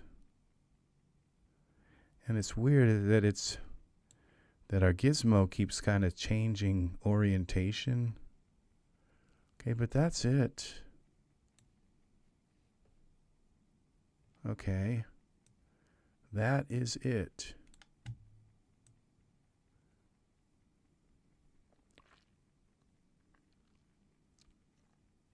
Now let's see about this beard. You can see where it's going through there, and I don't want to mess with this, but we're going to try it. Okay, well, this would be the big mustache, chin, braids chin area. Is that it? Okay, and see, I just don't feel comfortable doing anything with this, but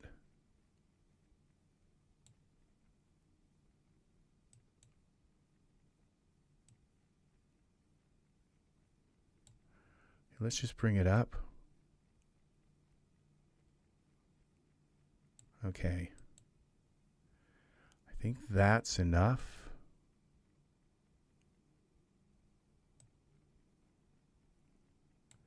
That kind of worked. At least it takes it out from going through.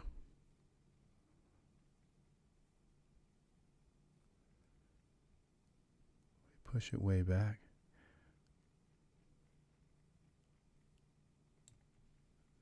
Okay, I think I have this too large. So Z, I'm going to push it back. And then we go here to 2.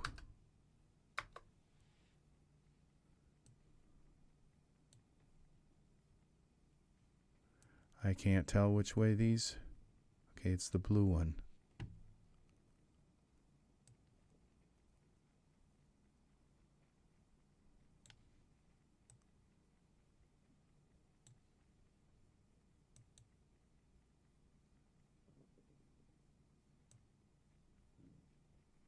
Now I'm twisting it. I don't want to twist it. We want to get this.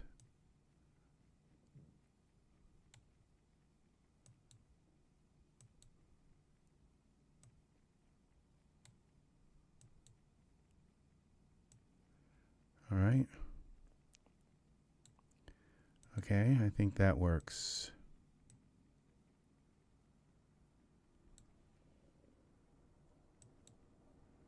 Okay, we'll select that. And we'll come back in and select this. And then we push that back with the blue one a little more. So yeah, this we can pretty much move this where we want it.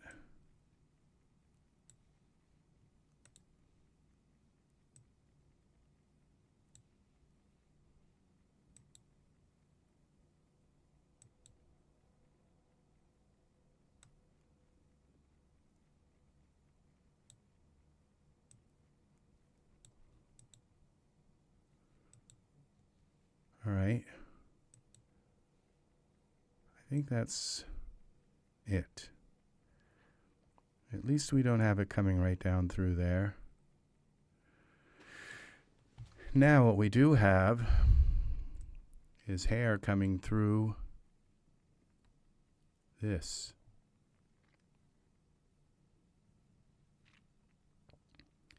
Which I'm almost inclined to kind of leave it because you can't see it. But let's go to his cloak, cape, and let's go to 15.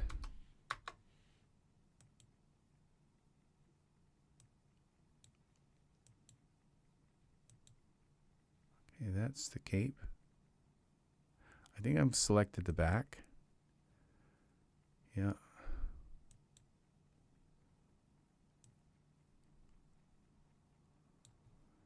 Okay, that's enough.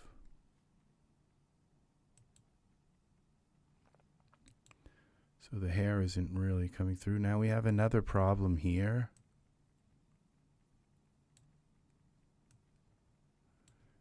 And this can be fixed, but I don't think it happens. It gets fixed by pulling on this. Okay, that worked. Almost.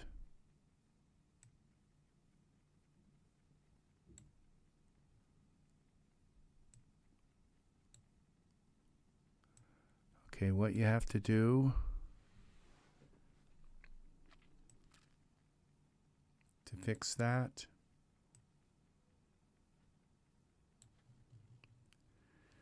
is you have to go into the geometry editor.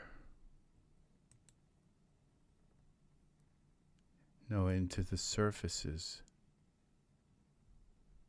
Okay, well, we go to geometry editor. Okay, and here in surfaces, panel front. Okay, what we do is we take this panel. Okay, what is it now? Panel front, and we hide certain things. It's not that one. Panel 2.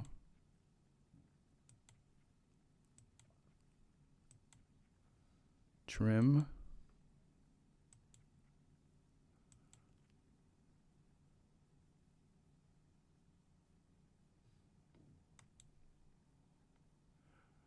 Okay, back. Okay, I'm not sure that I can do that because this trim doesn't look like it's in parts, in pieces. And I'm wondering if that's actually supposed to be like wear and tear or something. It definitely doesn't look that good. Whatever that is. Front. Okay, this is the trim. It doesn't. You can't break the trim into pieces, so we go back to the geometry editor, sculptor, and we go to 2.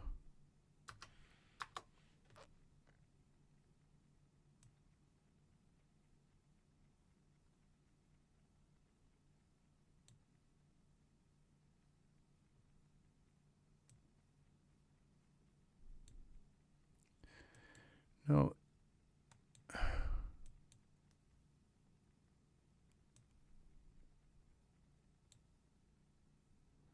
Well, that's better than it was.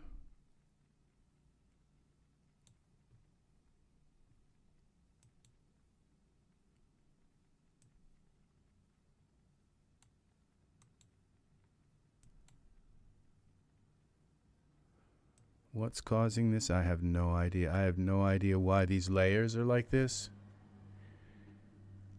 You have a wonderful night. Thank you very much, Paul, for being here, hanging out as long as you have, and just kind of being your wonderful self.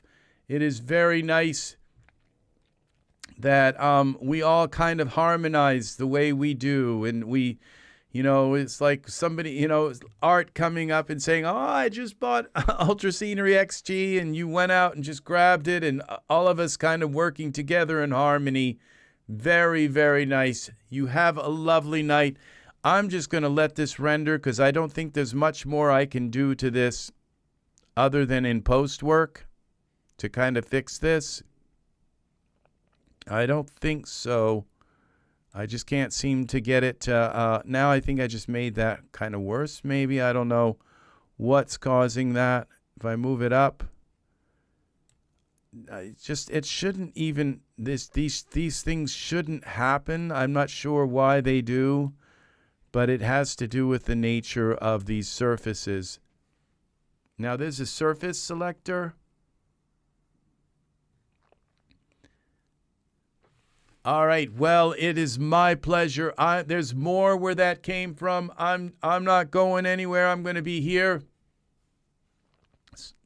several times a week, making these long videos. Come in, talk about things that concern you, interest you. That's what that's what the chat is for. It's your chat. Okay, it's for you to all talk and share your ideas. So thank you very much, and I will see you again in the next tutorial. And I think that's going to do it for me as well. I'm going to go back to camera view here, Click save. We've got the poke through fixed. Have a good night, Paul.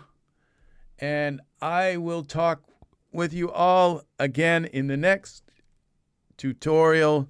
I'm going to click render and let this render. Thank you very much, people, for hanging with me as long as you did. Please subscribe to my channel. I only need 14 more subscribers to get this channel monetized. So if you know any people out there that work with Daz Studio that have YouTube channel, oh, Chris, you're still here. Thanks, buddy, for hanging out as long as you have. Very nice, sitting back and watching. Angus, good night, my friend. Good night. Thank you all for being here. I will see you again in the next tutorial. Yeah, 14 more subscribers. That's all we need for this. Let's see how this rendered. Did this? Yeah, so we don't have it poking through. Yeah, I can't see any holes up here at all, so maybe it fixed during the render. I don't think it did, but maybe it did. Now it doesn't look like this is going through his shirt like we're looking at this up close. This looks really nice. So thank you, everybody, for watching. This scene was created in your awesome presence. So I hope you all learned something, enjoyed yourself, and look at that little kind of margin that creates, the little coast that it creates. This is so beautiful. Have fun with Ultra Scenery XT. And until we meet again, I thank you all for being here. We're going to put this back up. And yes, your likes and subscriptions. Click the bell for notifications. I am Rex Red. I will see you again in the next EZ3DTV tutorial. Have a wonderful evening, people, and good night to you all. Please come back. Please come back. All right. Bye-bye. Thank you. Chris, you have a great night, all of you, and I want to thank everybody. I'm going to run through here and see if I can name everybody we've had here. We've had tonight, we had Angus. Daryl was here much earlier. Michael's come in, has chimed in several times with some very witty comments. And we had Koak come in here from, where was that? A place in Africa, and had trouble with his computer, and we helped him fix that. And he was so happy to get the Daz Premier installed. He was hopping up and down. I know he was very, very pleased. So I was so happy to help him too. And then we had Paul come in and grace me with a wonderful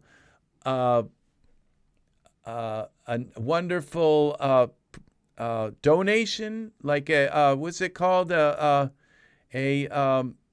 fast kind of chat. I don't know, this chat kind of thing that he did to and gave me a donation in Denmark coinage, and I still forget. I can't remember the name of those coins. So, but very, very nice, and I thank you for that. And we also then had. Let's see who else. Dean Rockboy was here, and I'm not sure if he's still here, but thank you, Dean, for hanging out with us. And then we had Joshua Solamente here, and he just said, shh. And I don't know what that was about. I think he might have been typing to somebody else, and it got into the wrong thing. And Maiden Blender, not going to dox myself, but this is my Maiden Blender account.